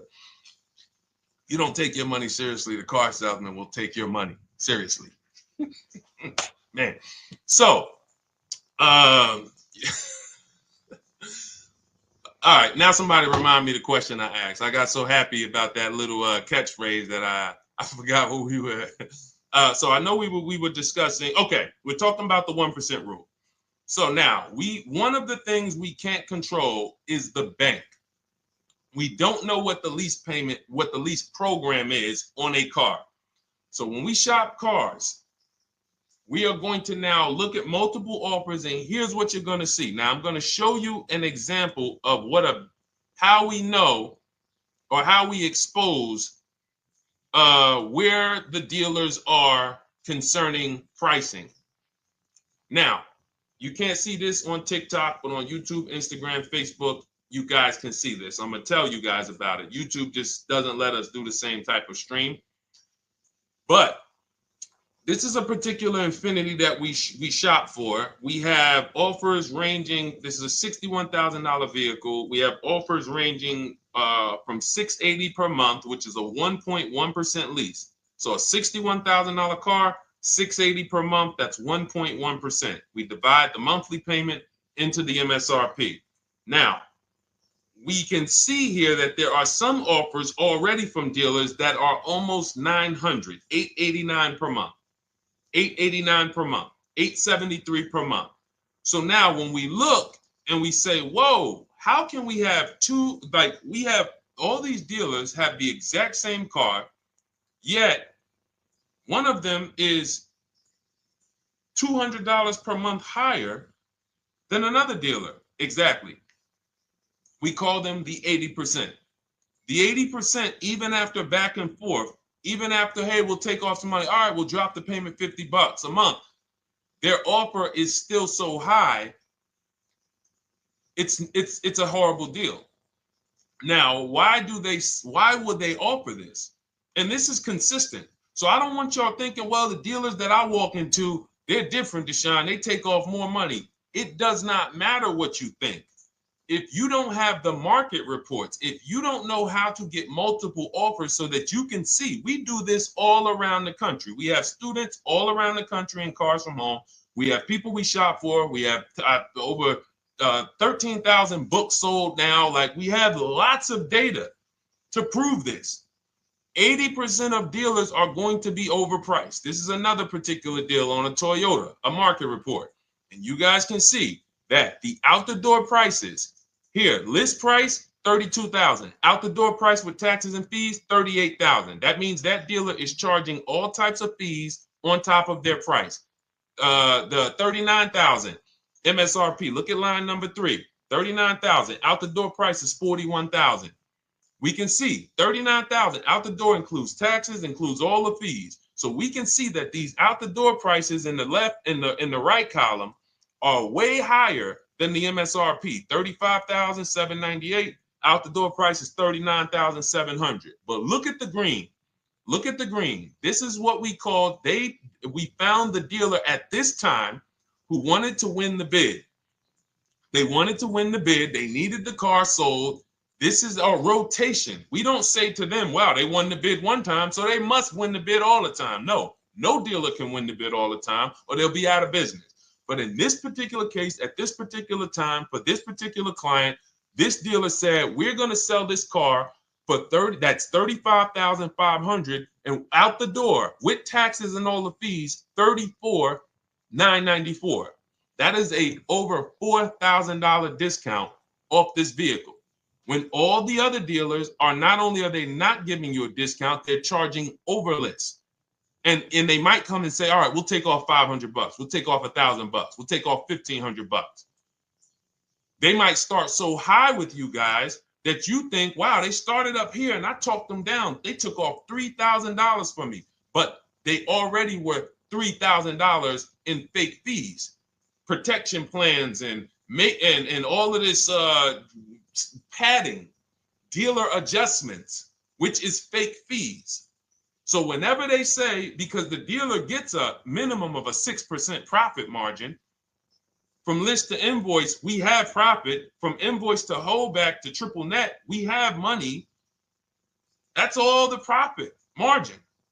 On top of that, when we add a dealer adjustment, what we're saying is we're going to sell this car to someone who does not have the skills to find our competition. And they're going to come in, and if we got to take off $2,000 to make them think they won, this is what we're going to do. But what we do here, what people like Brian is going to do, look, just finalize my first ever lease using your system, 2025 Honda HRV, $30,000 vehicle, $395 a month payment. no money down. His initial quote was $434. He ended up using our calculator, which we have in our book and in our program. If we put all our offers into that calculator, it tells us what to counter. He gets that offer for $395. That's his deal. We look at somebody like Wendell. Look, thank you. It's the least I can say for your book, Cars from Home. We're still in the middle of the process. Just sold our car today, like 10 minutes ago, for 30% above value. Why? Because he got bids. Look, using the insights from your book.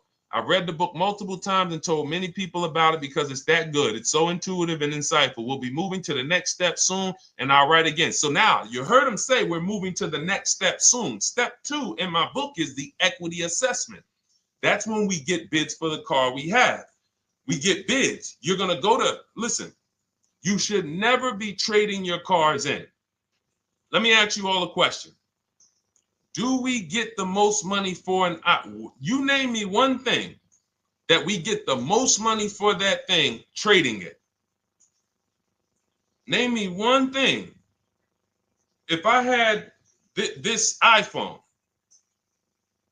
do I get more money trading that iPhone in for another phone, or do I get more money listing it online and selling it to whoever will pay the most? Trading or selling?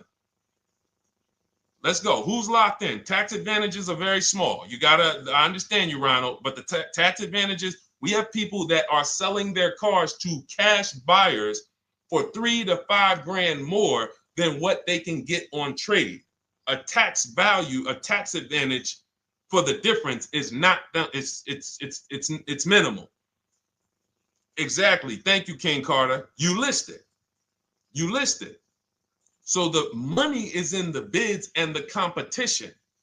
So going back to this person who asked the question, how do I get the best deal on a lease? It's going to be through multiple offers. That's my 2 favorite words. I would wear them on a shirt if I didn't wear unlearn, relearn. Because more than multiple offers, I need you to unlearn. Because the people who come with bad information from years, Deshone, this is not how my uncle taught me to buy cars. Deshone, this is not how I ever heard about getting cars. I was always taught just go in and just don't tell them about your trade and then ask to see the invoice and all of this stuff. That's what I was taught. Yeah, but you're not going to get the prices we're getting until you unlearn all of that bad information. Bidding is how we buy everything. When we go into the supermarket to get spaghetti sauce, all of those companies are bidding. They're bidding. Hey, listen, we'll sell you this for $3.99. Hey, we'll sell you this for $5.29. But we got a better product. We got quality. Look at us. Look, it's all bids. Everyone who wants to sell us something is competing, except car dealers. Y'all notice that? So the mindset that y'all got to have if y'all want to really win and save all of this money and get these huge discounts is I'm going to start purchasing and leasing cars like I buy other things. It's going to be a competition. And I promise you, your whole life is going to change. Your entire car buying experience will change forever. You will be sitting here just like my man Ken, graduated, $585 a month payment, no money down on his Nissan Murano Platinum, $50,000 vehicle. He's paying $585, no money down. $50,000 vehicle. How much would a $50,000 vehicle cost us on a loan if he purchased it? How much would a $50,000? Some of you know every $5,000 is how much per month. Let me see who's locked in. Who's locked in? Every $5,000 is how much per month on a loan. I see you, Daniel Thompson. Check in. Good to see you, Dane. Thank you for breaking it down with complete truth. Keeping eyes wide open to know what to exactly expect. There you go, Dane. Welcome. Glad to have you here. We do not play around when it comes to this. All I want you doing is winning with cars, in love with your deals every time you get a car. All right, nobody knows the $5,000. How much is every $5,000 on a car payment? Come on, y'all. These are principles we've been teaching. Thank you, Daniel. $100. Thank you. $100. So we always want to default to a 5-year loan. I'm going to tell you why. when you default to a 5-year loan, you're in a safe position. Now, defaulting to a 5-year loan means when I look at a $20,000 car, I'm thinking $400 per month. 5-year loan, every $5,000 is $100 per month. If worst case scenario, I'm trying to get a little bit more car, then I'll go to a 6-year loan, but that's the max. I'm not going past a 6-year loan on a car. That's like going to a 40-year mortgage on a house. They're available. It's not a good idea. So when we look at these, you say to yourself, wow, a $50,000 car, that should cost him, if he did no, remember, this is a no money down deal. We're just looking at how much money we're putting in these cars. That car would cost him about $1,000 a month if he purchased it, 5-year loan, no money down. Which is why when people purchase their cars, what do they typically do? Come up with a ton of money, 10 grand, 15 grand, 20 grand, because they're going to pay into that car to try to lower that payment, because that payment. But some of us who don't have the down payment, we're financing most or all of the car. But here's the thing. I don't want you to feel bad if you're one of those people who's like, Deshone, I really don't be having those down payments of 10 grand, 15 grand, but I want to drive something quality. Exactly, I hear you. Here's the bad part about the people who are putting 15 grand down on their cars, but they're breaking the 8-year rule. This is what we call in Cars from Home and everything I teach, the most important question is how many years are you going to keep this next car? If it's not 8, then we don't purchase those cars, because here's what happens with people who go into their bank account, slap $15,000 down in a car, and don't keep the cars 8 years. And if anybody's willing to be honest, they will confirm this right here on the stream. When they go to replace that car in 3 years or 4 years, they literally have a little bit of equity. Maybe they're just breaking even. They're not getting that 15 grand back. It's gone. It's gone. Anyone who puts 10 grand down on a car and then comes back in 3 years, 4 years, all right, I had the car 4 years, 5, listen, I'm going to switch this thing up. They still have a payment. They are barely breaking even. Meanwhile, their payment was 400 or 500, almost double what it would have been if they leased a car, got a below market lease, and they drove a car, no warranty after 3 years. They're driving an inferior product. So if it sounds like I'm here to destroy people from purchasing who are not keeping their cars long term, that is the goal. Because as long as you are buying cars that you're not keeping 8 years and you buy them, you turn around and you replace them, you are going to continue to spend way more money than people getting below market leases like Ken and like a lot of other people I'm going to show you on the stream. Lots of other people. Look, dealer American Senior Benefits Plan. He's enrolled with us under his company name. Dealer MSRP on this car was $36,300. 2025 Kia Sport X line. MSR boom boom 561. Monthly payment is $400.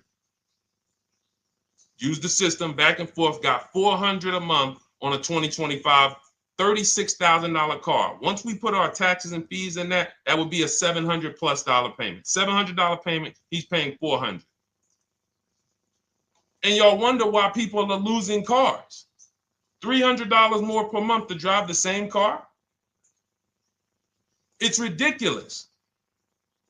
Imagine somebody like you, when you learn, now you're pulling up. I'm going to tell y'all one more story, and then we'll go into some more questions, because you might not remember what I'm saying. So those of you who have the book, you got this for the rest of your life. But you will remember, hopefully, a story. I'll tell you about my neighbor.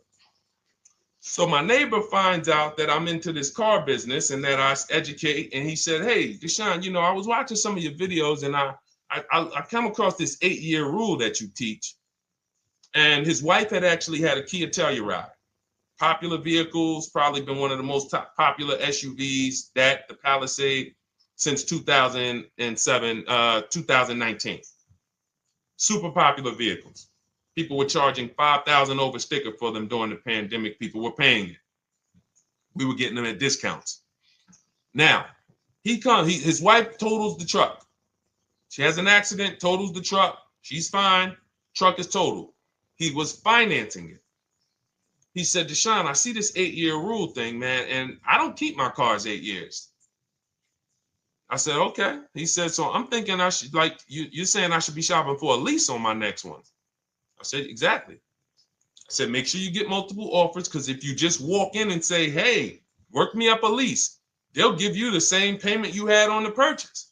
And then they'll tell you something ridiculous that they want you to believe, like, hey, the lease is the same price as the purchase, so you might as well just purchase it. And people believe this stuff. Now, I said, you get multiple offers, stay at home. He calls me, he says, Deshone, I got the new version of the Telluride, new. I'm paying $479 a month. He's $497, and then he said, I think he put down like $1,000, bring it down to $479. $497. He was just paying $800. Do you think anyone can tell him anything about leasing? He's pulling up in the same exact truck. In fact, a newer version. He knows he wasn't going to keep the car long term anyway. He's not going to pay it off and then keep the car and have a paid off Kia Telluride for 10 years. That's not what he does. He keeps them 3 years, 5 years, 7 years, and then he replaces them. So why is he paying $800 a month for years, no warranty, when he could be driving brand new ones for $497 a month, problem free? But as I said, some people are determined to pay more. But the people who, once you get this leasing thing, if you're not keeping your cars, it will change your life. Now, again, I got a car I'm purchasing, we're keeping it. Anything you are buying, keeping 8 years, forget about leasing. It shouldn't be a thing. Who keeps their cars more than 8 years? Let us know. You're an 8+ year person, let us know. In fact, I don't even want to ask, who has a car right now that they've had more than 8 years?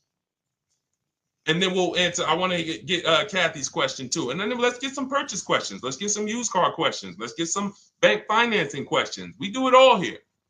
But one of the most misunderstood subjects is this leasing thing, and it is costing you guys thousands of dollars every year. And you're driving old cars with no warranties, paying high payments on them because somebody told you you should be purchasing cars. I'm here to tell you they owe you money. They owe you money. All right? So who has a car right now that they've had more than 8 years? Let us know. How many years have you had it? And by the way, for those of you who just joined, this is our Tuesday, May 6th live. We are live every Monday through Thursday at 12 noon Eastern time. So for those of you who are here catching us live, that's when we're live. We will rebroadcast this and replay this show throughout the rest of the day for those who could not catch it, or if you had to jump off, go back to work. You're like, oh, I got to go back to work. You can catch it on the replay throughout the day. But we are live Monday through Thursday at 12 noon. So welcome to the people who are here. EJ, driving a lot of miles does not matter. Let me break this down for you. So right now, let's go to somebody who else has a lease. Let's look at, because who's heard with leasing you can't drive too many miles? Who's heard that, right? Type me if you've heard that. Let's go. Type me if you heard that. Come on, where's the locked in people at? I see Kathy, I see EJ, I see DJ Ant Nice, I see XP. All right, I see Mr. Slim. Welcome to the community. I see Rhonda. All right, where are the locked in people? Instagram, where we at? Locked in. All right, dang, I see you. Jamel. All right, perfect. So, Sherry, I see you. Sherry Baker on TikTok. So you've heard, oh, you can't drive a lot of miles with a lease. Let's be clear here. You choose the mileage on your lease. It's not selected for you. In fact, the only time it is selected for you is if you don't realize you choose it. That's the only time they're going to choose your mileage for you. If you go in and you do something like, hey, work me up a lease deal, they're probably going to work you up a 10,000 mile a year lease deal. And they're probably going to say, hey, you need $3,000 down, and this is going to be your payment. And next thing you know, it's a high lease, and it's just terrible. Happens all the time. We tell people how to quote us. First payment due at signing, taxes and fees in the payment. So now let's look at a lease, and let me show you what it would look like. So this is Val Boss Lady. She's in our Shop with Deshone program. Everything that you guys know that we're talking about here, if you're like, hey, I really, really want to go deeper, I want the step-by-step, the blueprint, that's my digital book, Cars from Home, 7 Steps to Saving Time, Money, and Avoiding Dealerships. Normally $97. You get a welcome offer. It's 30 minutes because I want to see you win, and you get 75% off for 30 minutes. If you go to my TikTok bio, Instagram bio, YouTube comments, Facebook comments, click those links, and then click that one that says $24 welcome offer. 30 minutes only. Reward for taking action. You have everything we teach. Below market leases, below market purchases, used cars, bank bidding war, making banks and credit unions bid, all of that, $24. You can, somebody emailed me yesterday, said, I'm $15,000 up with what I've learned from you already. And so if you can get it for $24, you can save tons of money for the rest of your life on a $24 investment. In this case, Val's she's more of a wants to do it with me type. Videos, checklist, she doesn't want to read. That's our Shop with Deshone, do it with me program. I coach people. And so she gets a deal on this particular car. Same information, by the way. Not better information here than the book. It's just different learning styles. So she gets a $51,000 electric vehicle, 2025, beautiful vehicle. She's paying 1.16. So her payment on this car, on this $51,000 car. Let's continue to make sure we understand the price of these cars. $51,000 car, her payment is $591. No money down. Now, some of you might say, wow, if I got $591, I'd probably put like $3,000 down, bring it down to $499. You could do that. That's how we can do that because she already got an incredible deal. Then we're just determining how we want to structure our payment. And thank you for everybody sending me gifts. I appreciate you. Thank you for all the badges. I don't take it for granted. And thank you for everyone who's hit the like button. Those of you who are double tapping the screen. Every time you hit something on TikTok, you like it, you double tap the screen, you keep running those likes up. We appreciate you. It does matter. It helps spread the word. So let's say Val she's a high mileage driver like EJ. Let's say, EJ, how many miles per year do you drive? 20,000, 25,000? Let us know. I'm gonna show you why. In my book, I have 2 strategies for high mileage drivers. I'll tell it to you guys right now. How many miles a year do you drive, EJ? 25,000, 20,000? Those are both high. Let us know. Or if anybody, else, because, anybody else who's a high mileage driver, let us know. How many miles? 26. All right. Thank you, EJ. So let's just round that to 25 for now. Let's just round that to 25. So let's say instead of her $591 payment for a $51,000 car, now you could shop for a $30,000 car and you can have a 1% payment. If it was, a similar deal, you'd be paying $300 a month. In her case, she has a $51,000 car. She probably wanted a nice SUV that looks beautiful, that some other people are paying $1,000 a month for. She's paying $591. But if she wanted to bump it up to 15,000 miles a year, she'd be paying another $30 more per month. She'd be paying $620.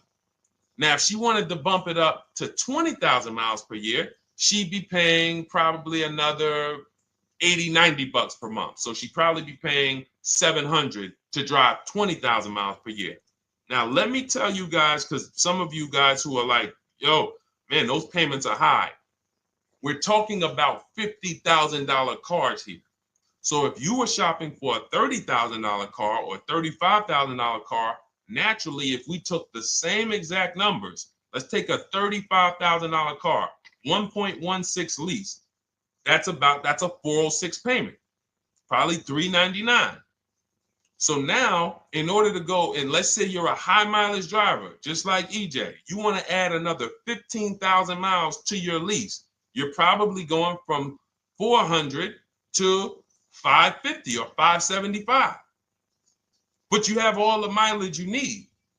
And here's the beautiful thing about that. If I'm paying $175 more per month, but I get all the mileage I want, and when I drop this thing off, I get a new one, I don't have to worry about negative equity, and I put no money down. That is way better than what most people are doing out here, what everyone's doing. Because I'm gonna tell you what most high mileage drivers do who don't put money down. They will go in, buy a car, take a super long loan, 6 years, 7 years, just so they could afford the payment. Now, here's what happens. They drive the car, they put 25,000 miles a year on it. They come back in 3 years or 4 years, and they say, wow, I got 100,000 miles on this thing already. Let me go and swap out the car. What situation are they in at that point, guys? You put 100, you got a 6-year loan, average loan. You drove 25,000 miles per year. You put 100,000 miles on the car in 4 years. You come back, you still have 2 years of payments left. 15 grand negative equity. I used to see it all the time. Thank you, I am rich. Locked in on Instagram. I see you. Locked in. See it all the time. Every car salesman who has dealt with a normal 25,000 mile high mileage driver that does not keep their cars sees it all the time. They come in, yo, man, what you do for a living? Man, yeah, I do DoorDash, I do Uber. Oh man, I work in sales. You know, I'm on the road a lot. You know, I'm here. You know, all right, I want to replace this thing. I got like 110,000 on it. Okay, you still got a loan on it? Yeah. All right, we already know you got negative equity. Then we appraise the car. All right, the car's worth like 7,000. How much you owe? Man, you owe 19,000. All right, well, what can I do? Can you get me into something? Roll that loss all the way over. On top of that, you finance the car, so your payment is high. You finance the whole car, so you're paying a high payment compared to if you had leased, just literally shop for your leases, added your miles to the lease that you needed. You're paying $175 more per month. You got a brand new car. And I'm going to tell you, I did not make this up. I learned this from someone. A lot of what I'm teaching you, I learned from my clients when I was in the dealership. This guy, I worked at Hyundai for six weeks. Man, this dealership, the owners got indicted. I got out of there. Way before the owner got indicted. It just had straight up highway vibes, like the worst you could ever imagine. As I was in there for 6 weeks, I was a manager. I enjoyed being a manager. We did a lot of deals in my department in 6 weeks. But I said, I am out of this place. Anyway.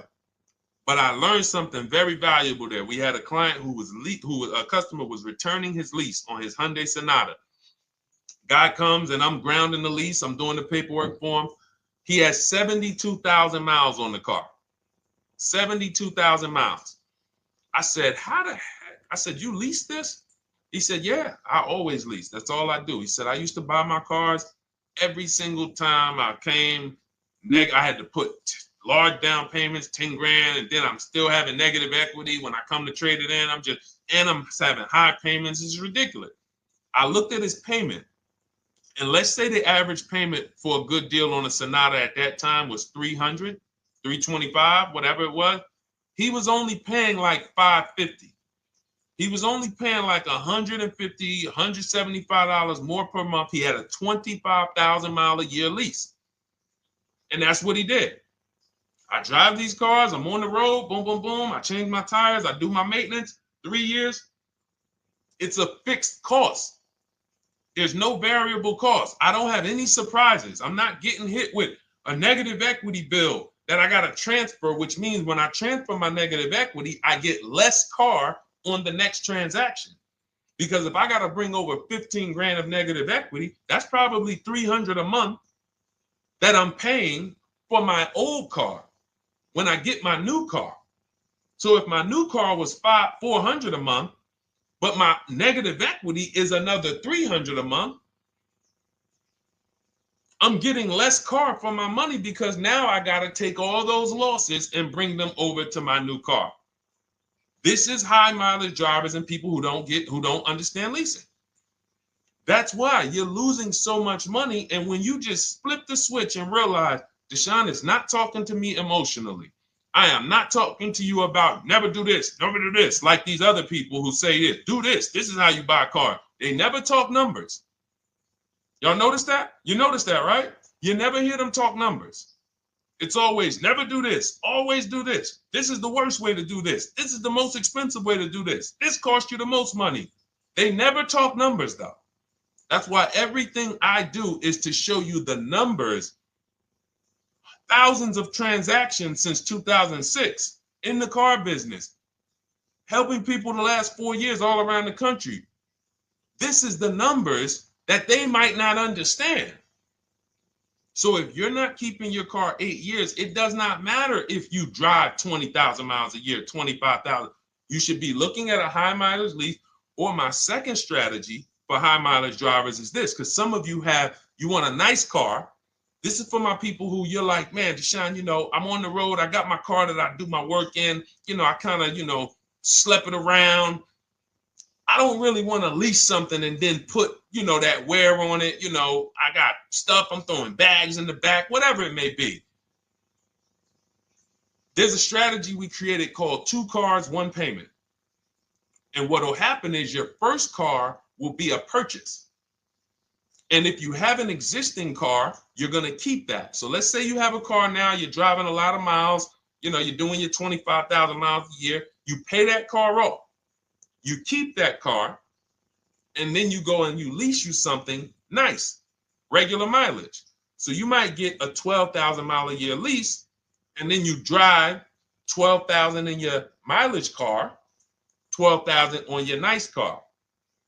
Because some people are like, I want a car that I could, when I need to go somewhere nice, this is what I want to drive. When I'm with my family, this is what I want to drive. But when I go to work 5 days a week, I'm going to drive my mileage car, 3 or 4 of those days, and then I'll take the lease maybe 1 of those days, and I'm splitting the mileage. You still have 1 payment. It's low.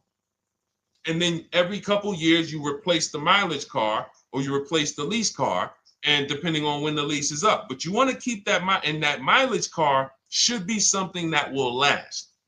Ideally, something that you can get 200, 300,000 miles a year out of that car, because that's what that car is there for. Man, I'm hopping in this thing, man. Oh, transmission went out at 170,000 miles. Go get you a rebuilt transmission, boom, boom, drop it in there for $2 grand, get another 80,000 miles out of that car, but you still got your lease car and you're just splitting the mileage. Both of those are short-term strategies for high mileage drivers. That is not for long-term people. If you're a long-term person, I keep my cars 8+ years, forget about leasing.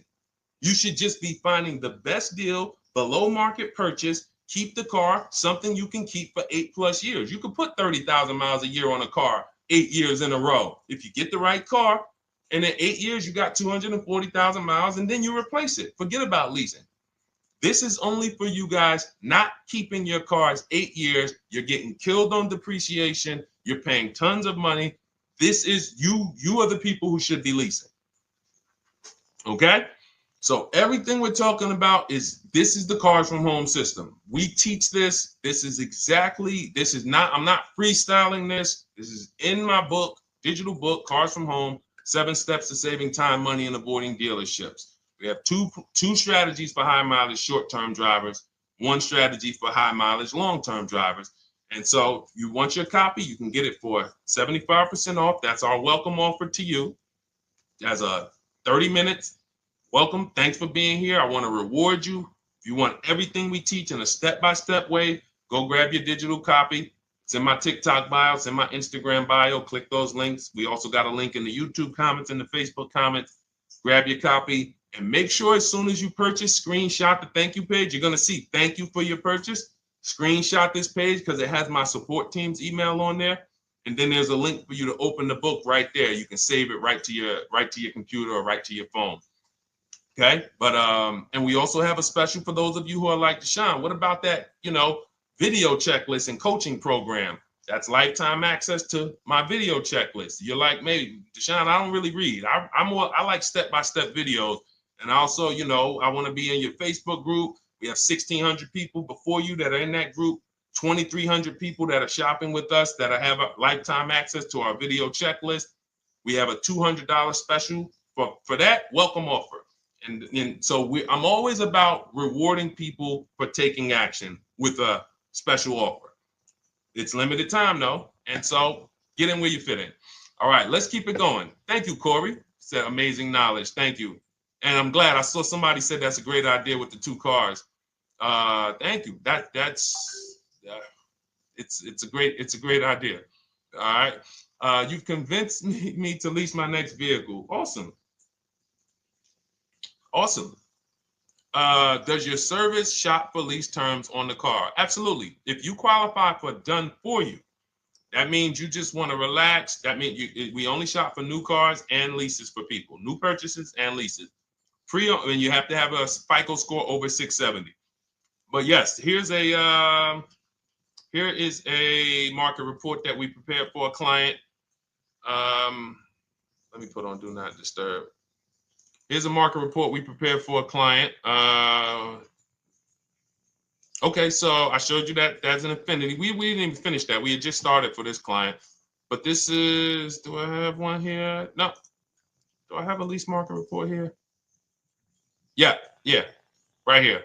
So that's an example of what a Kia, this is a particular Kia lease where their best offer was a 1.27 offer. Now, here's how you know you found the bottom of the market. And again, whether you're using the book or whether you're calling around, again, you can call around to do this. The key is not going into dealerships. You cannot do this going in. Once you get your offers, you know you found the bottom when your best offer is between $150 to $200 less per month than your worst offer. And if you're purchasing, you should see a spread of between $3,000 and $5,000 minimum between your best offer and your worst offer. That's when you know you've shopped correctly. Because until you find the 80% dealers, you have not shopped correctly. If you're like Deshone, these prices still seem close. You have not found, you're talking to the 80%. You haven't found the 20% yet. Because the 20% is going to be that $3,000 to $5,000 less than the 80%. That is just the numbers. That's the way it works. So yes, so when some cars you're going to see that the lease program won't allow for a 1.1% lease. The best offer, like, we've shopped Hyundai Palisades for years. And I got my dad one back in November. And his best offer is like around 1.3, 1.28. That's the best I've ever seen on a Palisade. I've never seen a 1.1 on a Palisade. I've had people in our Charles. Some of you know I posted pictures of him when he got his Palisade last year. We clear out the old pictures because we got a bunch of new people with 2025. So we're not going to sit here and talk about 2024s anymore. We got Ken, we got Melissa, we got Sheree, we got a bunch of new people, just Ralph. We're not going to, but I do remember posting Charles who got his Palisade and he's like, he shopped, used the system, got his multiple offers. Best deal was 1.3. So that's where it comes in at because of the lease program. That dealer is already taken off to win the bid, probably taking off $5-6 grand. But if they don't have more rebates and more incentives and a better, then it's not going to lead to a 1% lease. So the 1% leases come from major incentives. Maybe sometimes they have too many of the vehicles. They want to move them. Lots of bank support. But what I tell you is you should be looking for between 1.25 and 1.5. That's how you should budget for a lease, between 1.25 and 1.5. That's a great deal. And if it has a really aggressive lease program, once you get your bids, you're going to see it fall under the 1.25. You see it fall into 1.1, 1.2. but we don't know what the lease program will be until after we shop for that vehicle.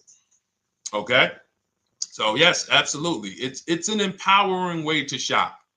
It's also fun because you can see, man, I'm not begging anymore. Like these people are like, please do business with me. Please do business with me. You know, and then you start to feel bad for everybody who's still in those dealerships doing it the old way because you know they're talking to the 80%.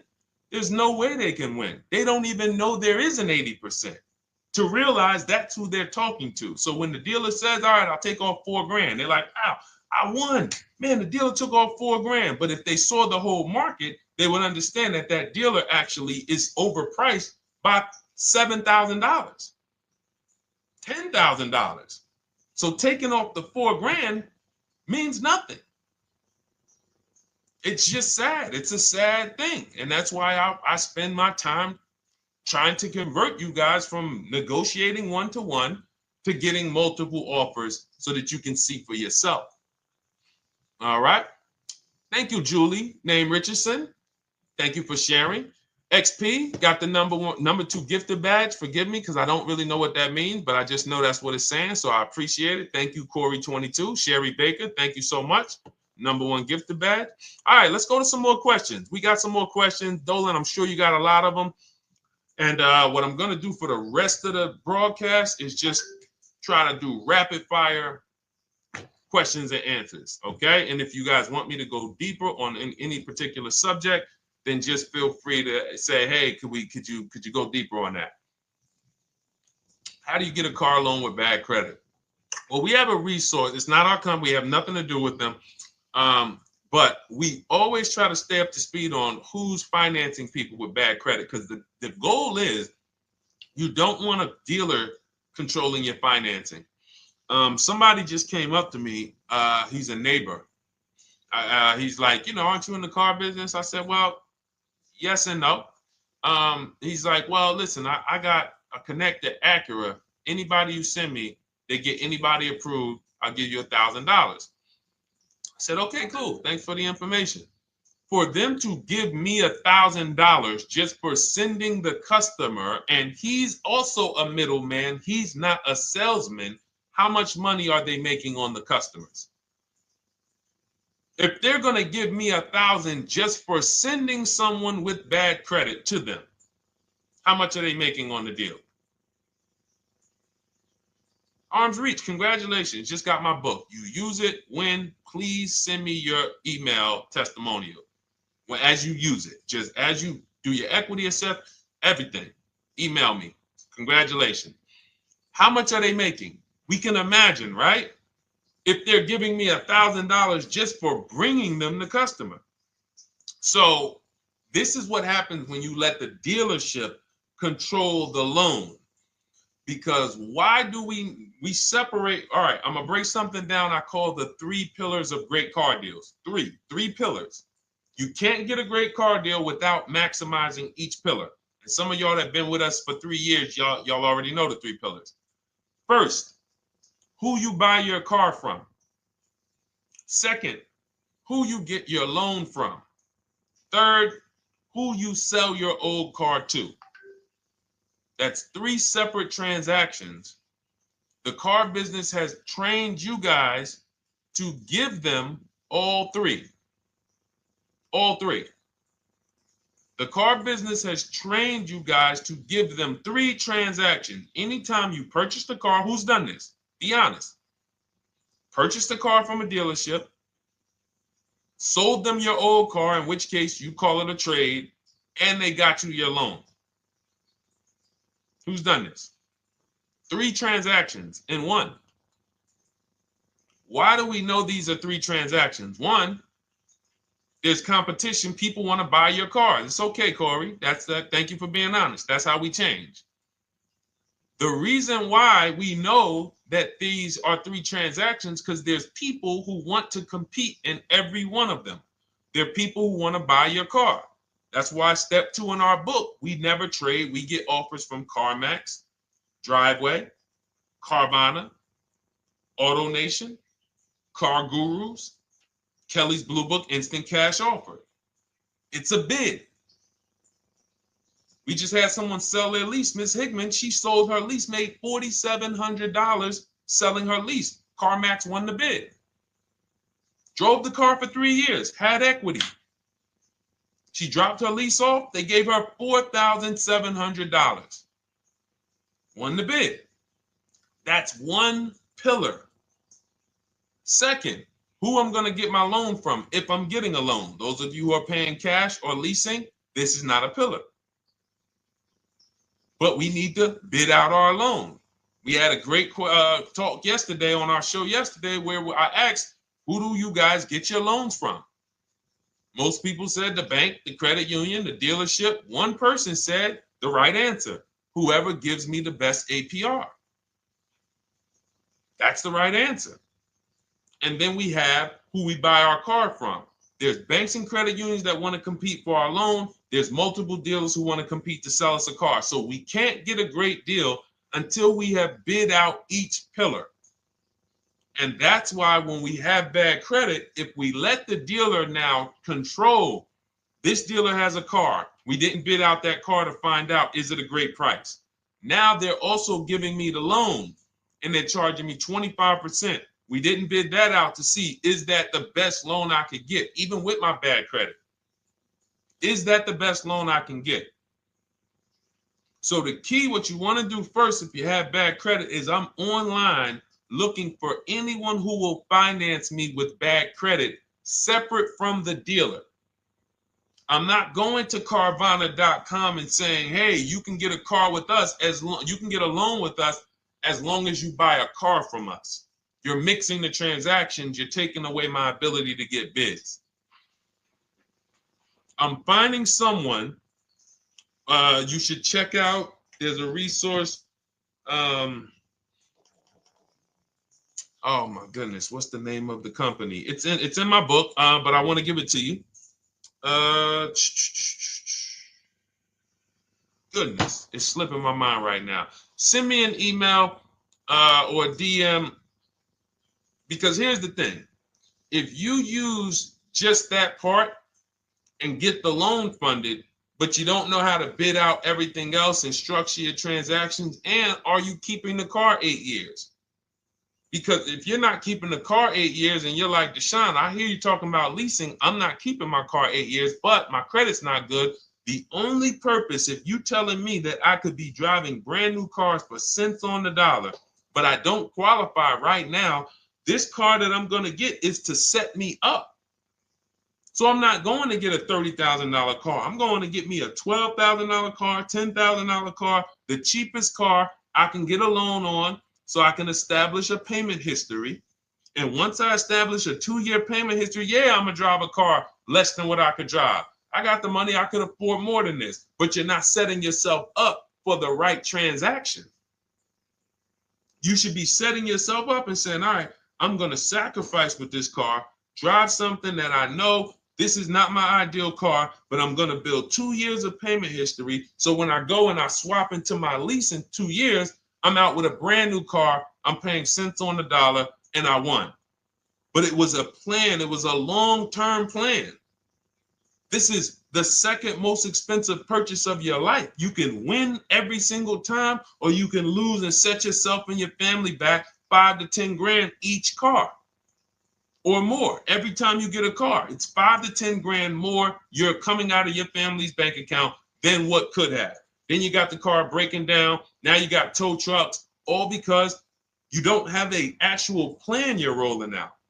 And that's what I see a lot of people do with bad credit. Oh man, I got bad credit. I'm just going to go and get me something. I could afford $600 a month. And they go and buy the most expensive car. But because 25% interest is on the loan, they're not getting the most car for their money. Now, 3 years down the road, they're going to pay the high payment, still have negative equity because the interest is so high. And then they go and swap and do it again.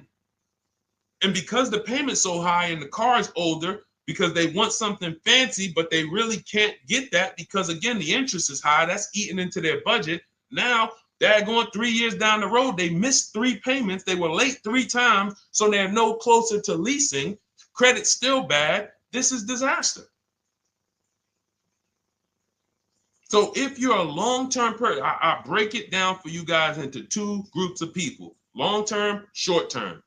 Long-term high mileage driver, short-term high mileage driver, different plan. Long-term bad credit person, short-term bad credit person, different plan. If I'm a long-term person with bad credit, here's what I'm doing: finding the absolute best car I could find, getting bids, either new cars or used cars. We got the strategies for both. You can use the marketplaces, cars.com, Car Auto Trader. We got a whole strategy for how we find used cars, but you find that car, you pay your loan of 20%, 19%, 18%, if that's the best you can get. Because here's what you're going to do. In 2 years, you're not swapping into a lease. In 2 years, you've established a payment history, you fixed your credit, and now what are we going to do? You got a quality car. You're not thinking about trading it. You're not thinking about replacing it. You're like, man, this is my car. It's a great car. I'm just paying daggone 20% interest. What do I do now after 2 years? Now that my credit is good because I got a quality car, dependable car, I'm focused on fixing my credit over 2 years. What am I going to do after 2 years? Anybody?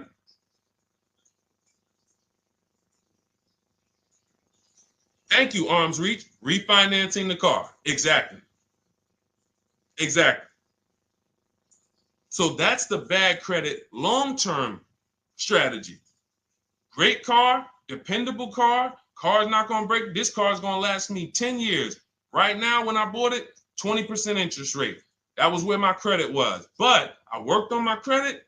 Boom. I'm a 690 now. I'm a 720 now. I'm refinancing that into a short-term, into a shorter-term loan, and I won. Pay this thing off, and I'm going to keep it. Nothing to talk about leasing. Leasing only comes into play where the 8-year rule is concerned. I'm not keeping this next car 8 years. I should be setting myself up to lease, or I should be leasing. That's how I'm going to save the most money, keep the most money in my bank account, have the best car. Not even close. Not even close. All the wins for the purchasers are after 8 years. People who are like, man, Deshone, I got a car, man. I had this thing 12 years, man. It's been paid off for 6 years. I ain't had a payment. I love it. Long-term purchaser. You won. You won. Who's in that situation? Who has a car outside that they've had for more than a decade? Paid off. You can give it to your son. You can give it to your daughter. It's an extra car. That's purchasing. That's the wins. That's what we call the reward stage of purchasing. But you got to get there. All right. All right. Let's go. A lot more questions. We got probably another 20 minutes. We'll stay on. So let's keep it moving. But again, Lynn Buzz. That's the company. Lind, LEND, BUZZ. They started, I started seeing them about 18 months, 2 years ago, and they were loaning to people with, international students, people who didn't have credit. You want to try to find a place that will fund you independent of the dealership. That is what your goal is at all times. Independent of the dealership. Here, you qualify based on your income and your credit. You qualify for $18,000. Go find a car now. That is what you want. You don't want people mixing the bank loan with the car and two pillars that they are controlling. We're controlling the price of this car. We're controlling your interest rate. We don't want that. Yep, exactly, Cindy. For those who just joined, this is our Tuesday, May 6th live. We do these lives Monday through Thursday at 12 noon, so you can tell your friends, family. We wanted to now come up with a constant and consistent time where I can meet with you guys. If you don't have, if you can't stay the whole broadcast, we will replay these throughout the day because sometimes people got to jet back to work. They're watching us on the lunch break. You can catch up on the whole rest of the show throughout the day, all the way up until tomorrow, and then over the weekend, we'll play a whole compilation of all the shows for people who really want to dig in and hear all the questions that we answered throughout the week on, Monday through Thursday. But if you want to join us live, set your calendar, set an alarm, meet us on any channel. We're on TikTok, Instagram, Facebook, and YouTube on the Deshone the Auto Advisor channels, 12 noon, Monday through Thursday. All right. Let's go. Next question, Dolan. All right. What are your thoughts on purchasing used versus new? It's a great question, Kathy. For me, it's a matter of budget and values. It's only a matter of values if you can afford both. So if you can get everything you want in a new car for your budget, everything you want, everything that you need, and you can afford it in a new car, you have the option to choose both. So it becomes a matter of values. In my book, I teach, are you a person who's like, I want to reward myself. I only get a new car every decade. I'm going to keep this thing 10 years. I want the latest and greatest. Therefore, I'm going to shop and get the best offer, get me a below market purchase. Because y'all notice I always put in a caveat of a below market purchase, below market lease. That's all we're talking about here with Cars from Home. That's all we're talking about. You need to, every purchase you make or lease you get, you want it to be a below market lease or purchase. So now, if I could afford both, is it I'm going to reward myself with a new vehicle, or do I have these other values where I actually want to knock 20 to 30 to 40% off the price to get even more for my money? So that's really up to you if you can afford both. There's no right or wrong there. It's a matter of, like I said, the values. Now, some of you once you look at your budget, I have a tool in my book and in our video checklist, the coaching program called the Perfect Budget Calculator. We invented this, so it's not on Google. You'll hear a lot of the stuff, almost nothing we teach. You're like, if you ever go to look for it, the 8-year rule. No one talks about it. We created it. This is our intellectual property that we created to teach you guys to create these boundaries, the rule of 72 and the 10th birthday, 1.5% rule for overpaying for leases. These are all things that are absolutely proprietary to Cars from Home. But one of them is this perfect budget calculator. Sometimes when we're factoring budgets with most calculators, they don't include fees that we know dealers have. And I'm talking about legitimate fees, tax, documentation fee, motor vehicles. So we're putting our budgets together, but we always get caught out there. Who's had that happen? You got it all figured out. You get to the dealership, you bought the car, and they're like, well, what are you going to do with the fees? Because you got $3,000 in taxes and fees. And you're like, oh, where'd that come from? Sometimes they're lying and sometimes it's legit. But none of these calculators factor in the fees and everything like that. So we created this perfect budget calculator that does. But here's the thing. Once you find out what your budget is, even if you're budgeting with a normal calculator, just add a couple thousand to account for the taxes and the fees. But you might see, I can't get everything I want in a new car for this budget.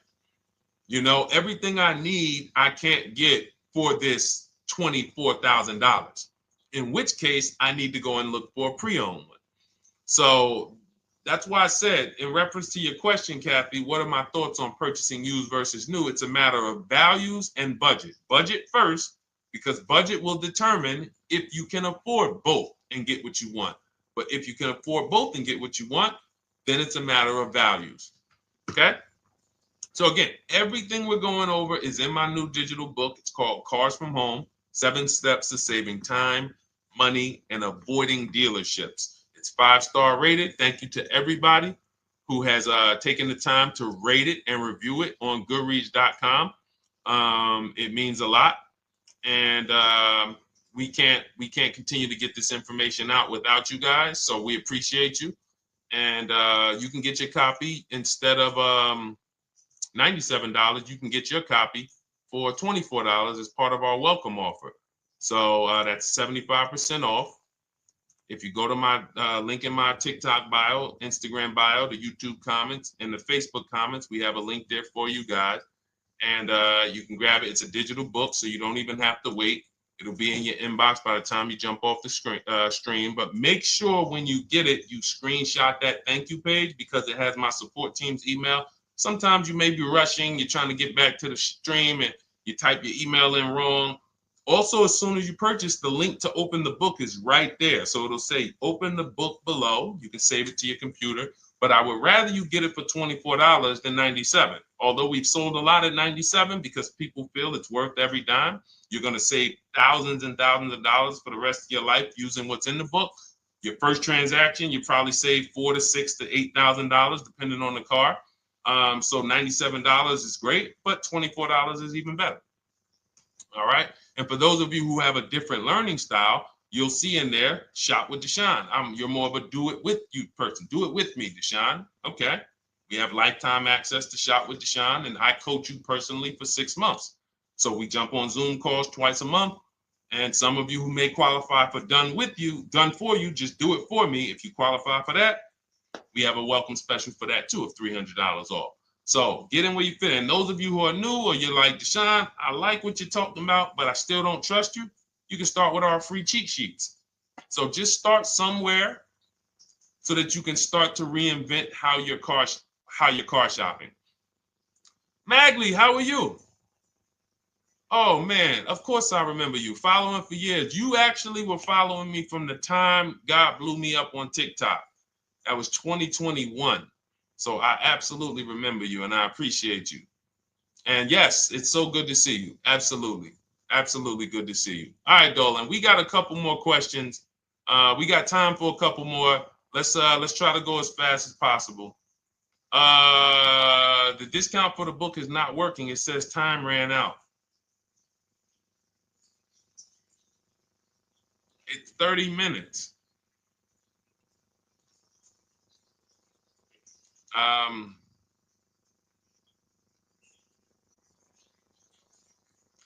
don't know. I don't know. Y'all help me out. I don't know what to do with that. I'm sorry. If the welcome offer for $24 was not really 30 minutes, then that means I'm just lying to you.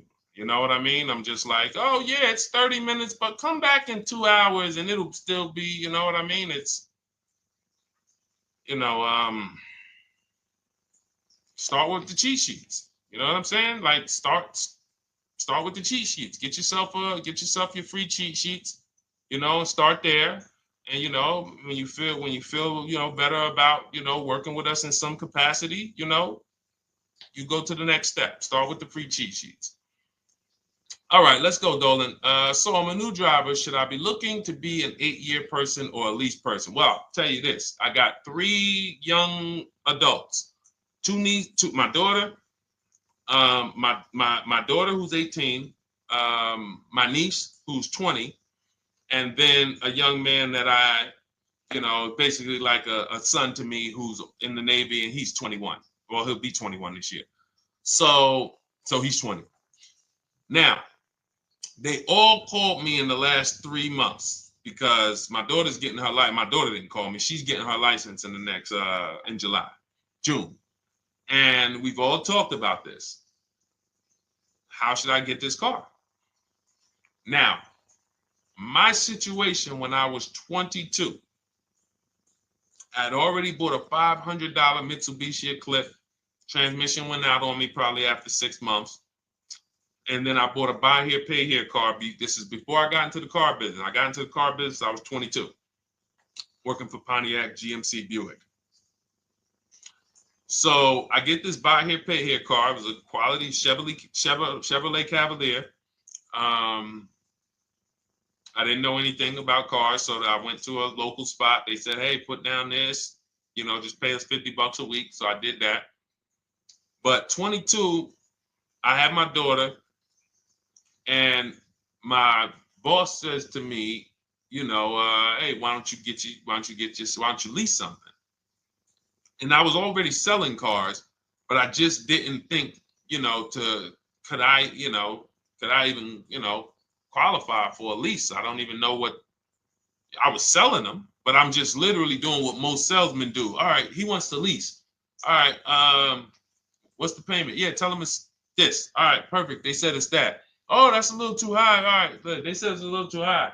All right, so that's what I was doing. I didn't really understand anything. That's most car salesmen.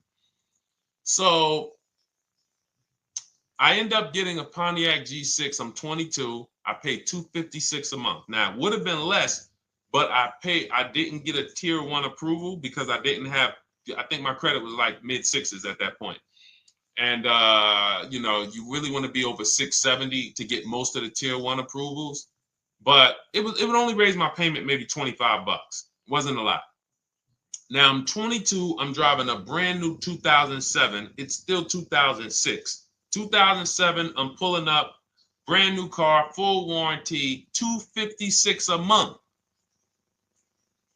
At the same time, I have a friend, got a vehicle, Toyota, financed it, went in. She had, you know, we had our, she had a young child, a little older than us, maybe 1 or 2 years older than us. And then she goes and she purchases a car,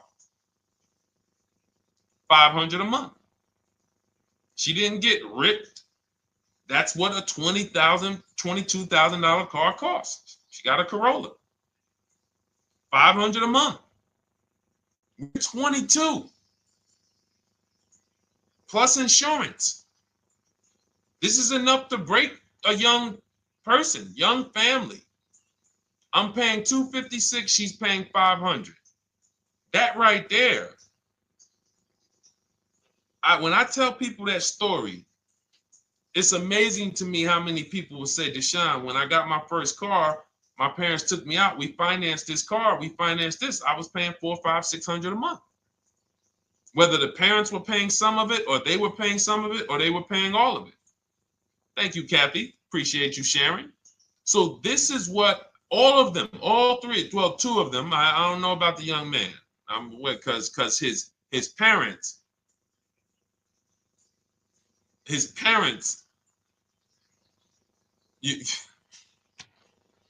I'm not going to override your parents. And if your parents tell you that they think you should buy a used car or buy a good, then okay. But I'm just telling you, when you see my daughter and you see my niece pull up in brand new cars and they have low payments and they don't have to worry about getting stranded on the road, hey, call the tow truck. Do we still have a warranty on this thing? So I would be telling, again, 8-year rule. Because if I've had young people in their early 20s who are like, I'm not even into cars. Like, I'm going to buy this and I'm going to keep this car. Like, I'll keep it 8, 10 years. I don't. And I've had some people who they know when they get a better job, when they move to this, they're going to start a family. They're probably not going to keep the car 8 years. So it still goes back to the 8-year rule. Always. Always. Most young people, most people should be leasing their cars.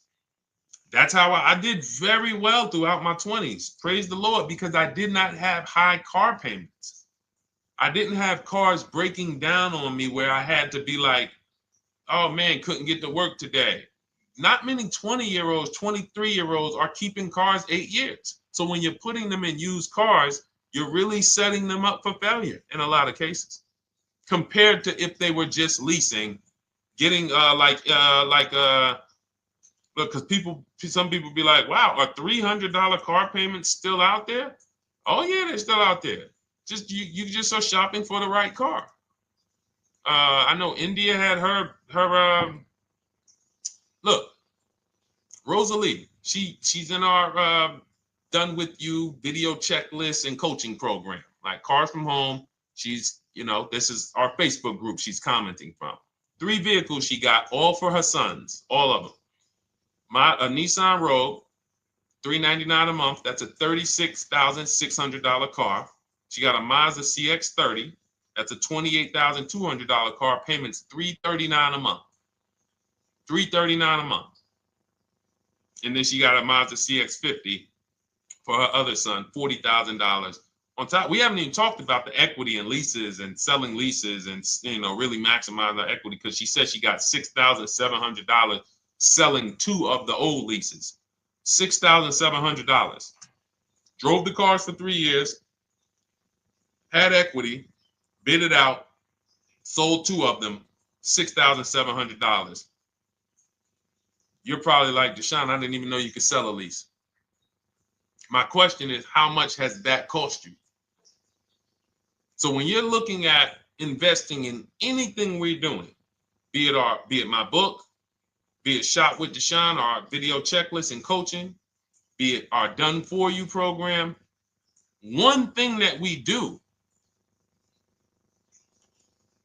covers everything. Your first deal, if you're moving, you're gonna be like, shoot, I got everything I just invested back times 10. That's what we hold ourselves accountable to. Just her equity alone, she made $6,700 selling 2 cars. Didn't even know I could sell leases, and I just put $6,700 in my pocket selling 2 leases. Whoa. So $300 payments. Those would be perfect cars for young people. $339, that's with no money down. Imagine if she wanted to put another $2,500 down, bring the payment down to, $275. This is the way to be moving. And those of you who are getting this, are you getting this? If you're getting this, type some dollar signs. Who's getting this? Who's getting this? Type dollar signs in the chat. Who's getting it? Let's go. Who's locked in?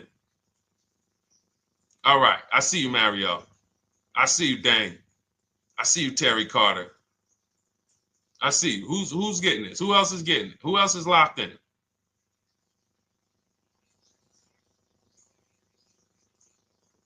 A lot of y'all on here. Listen. I see you, DJ and Nice. I see you, Arms Reach. And I can tell the people that's locked in because they be like, all right, Deshone, you said you're here for 90 minutes. I know we got about 3 minutes left. I'm hanging for this whole thing. I don't want to miss anything. Shout out to the people that are locked in. All right. Go ahead, Dolan. Should the out-the-door price include your trade? First of all, that's a curse word. All right. We're going to go back to that because I got out of saying that for a while. We do not trade cars. So you probably just popped in maybe about 30 minutes ago on the stream. We were talking about the 3 pillars of great car deals: who you buy your car from, who you sell your car to, who you get your loan from. You in order to get a great deal, a below market deal, you must get a great deal from each one, which means you bid out each one. I bid out, got multiple offers for who I was going to buy my car from.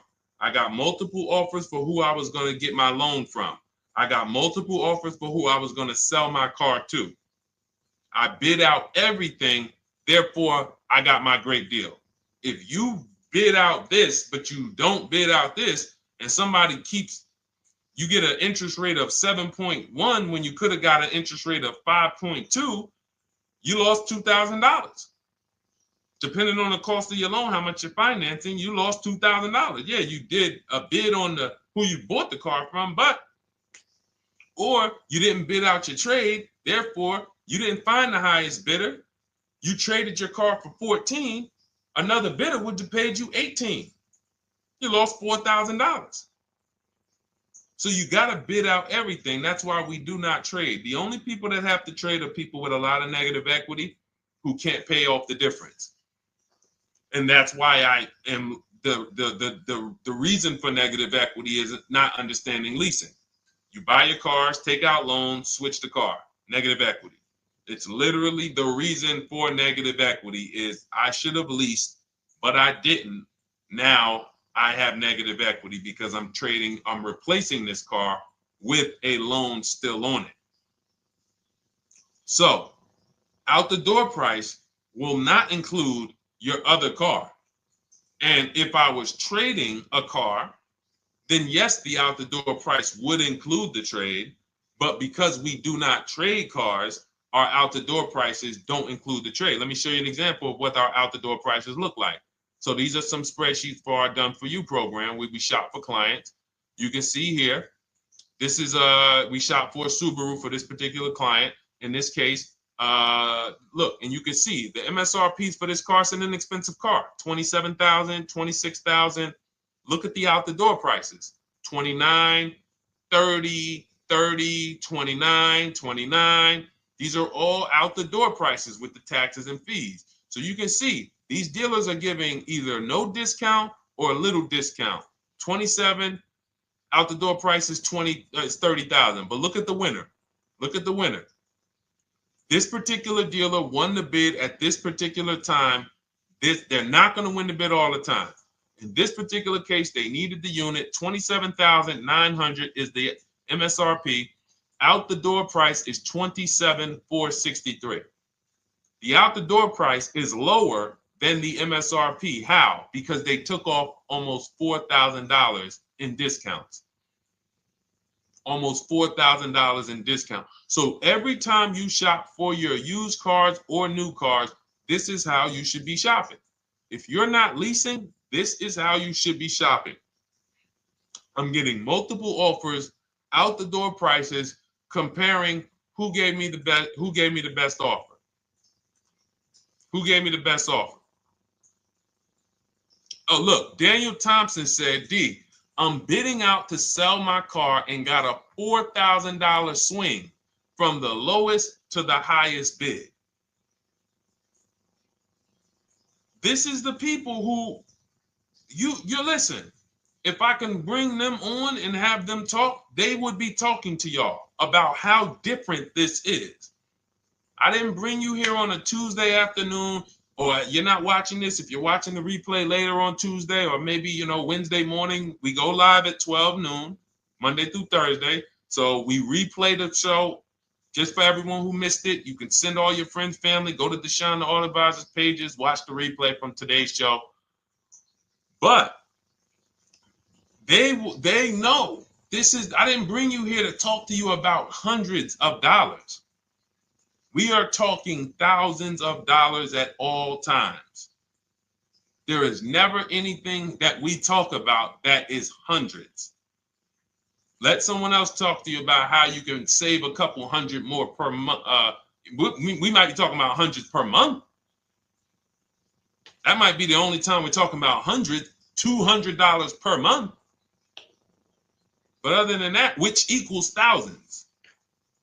We're not here to figure out how we're going to save $50 this month. No, this is big, huge money. So thank you, Daniel. Thank you for tapping in with that information. So, all right, listen, guys. Everything we teach is in a step-by-step format, because when it's not step-by-step, you'll get overwhelmed.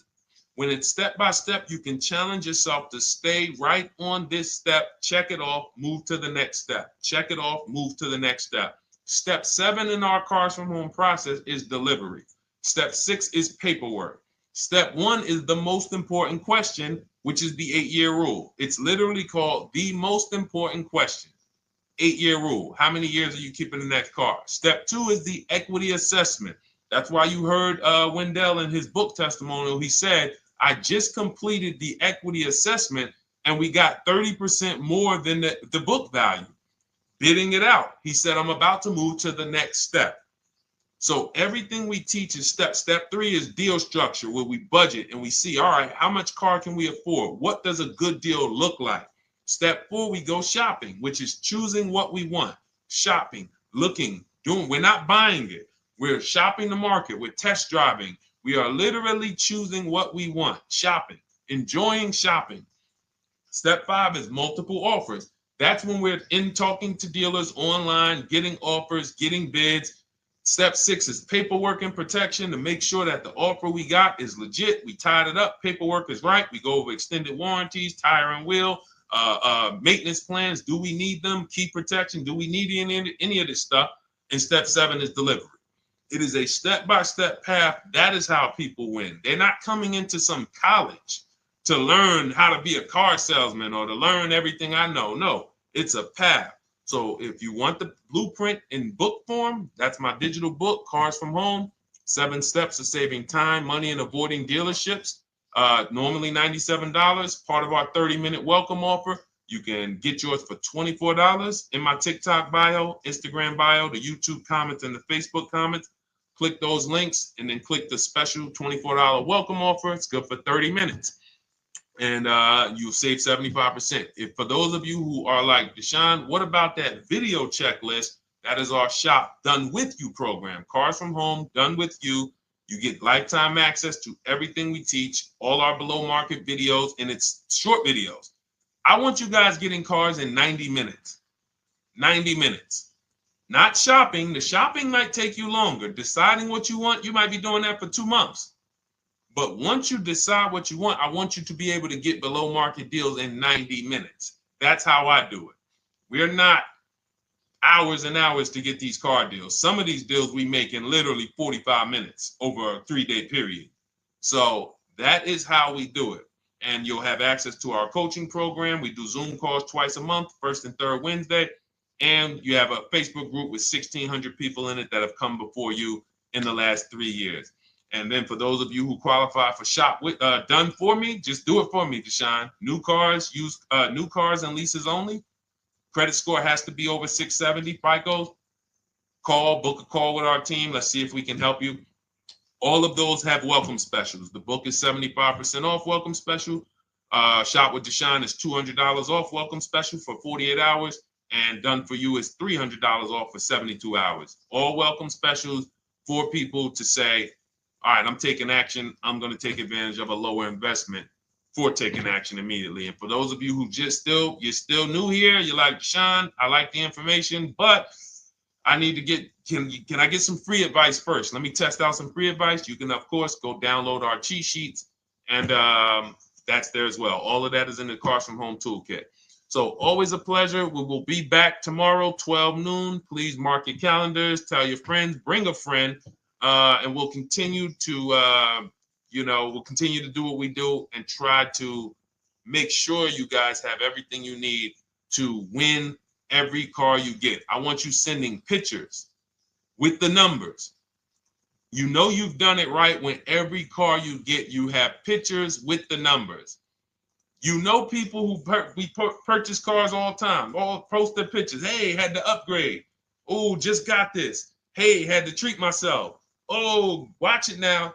But you never see the numbers because they really are not confident in the numbers. They don't want to talk about the numbers. Everybody who shops with us, whether you're getting our book, whether you're using our stuff, and sometimes people who they piece together my social media videos and they'll get it done.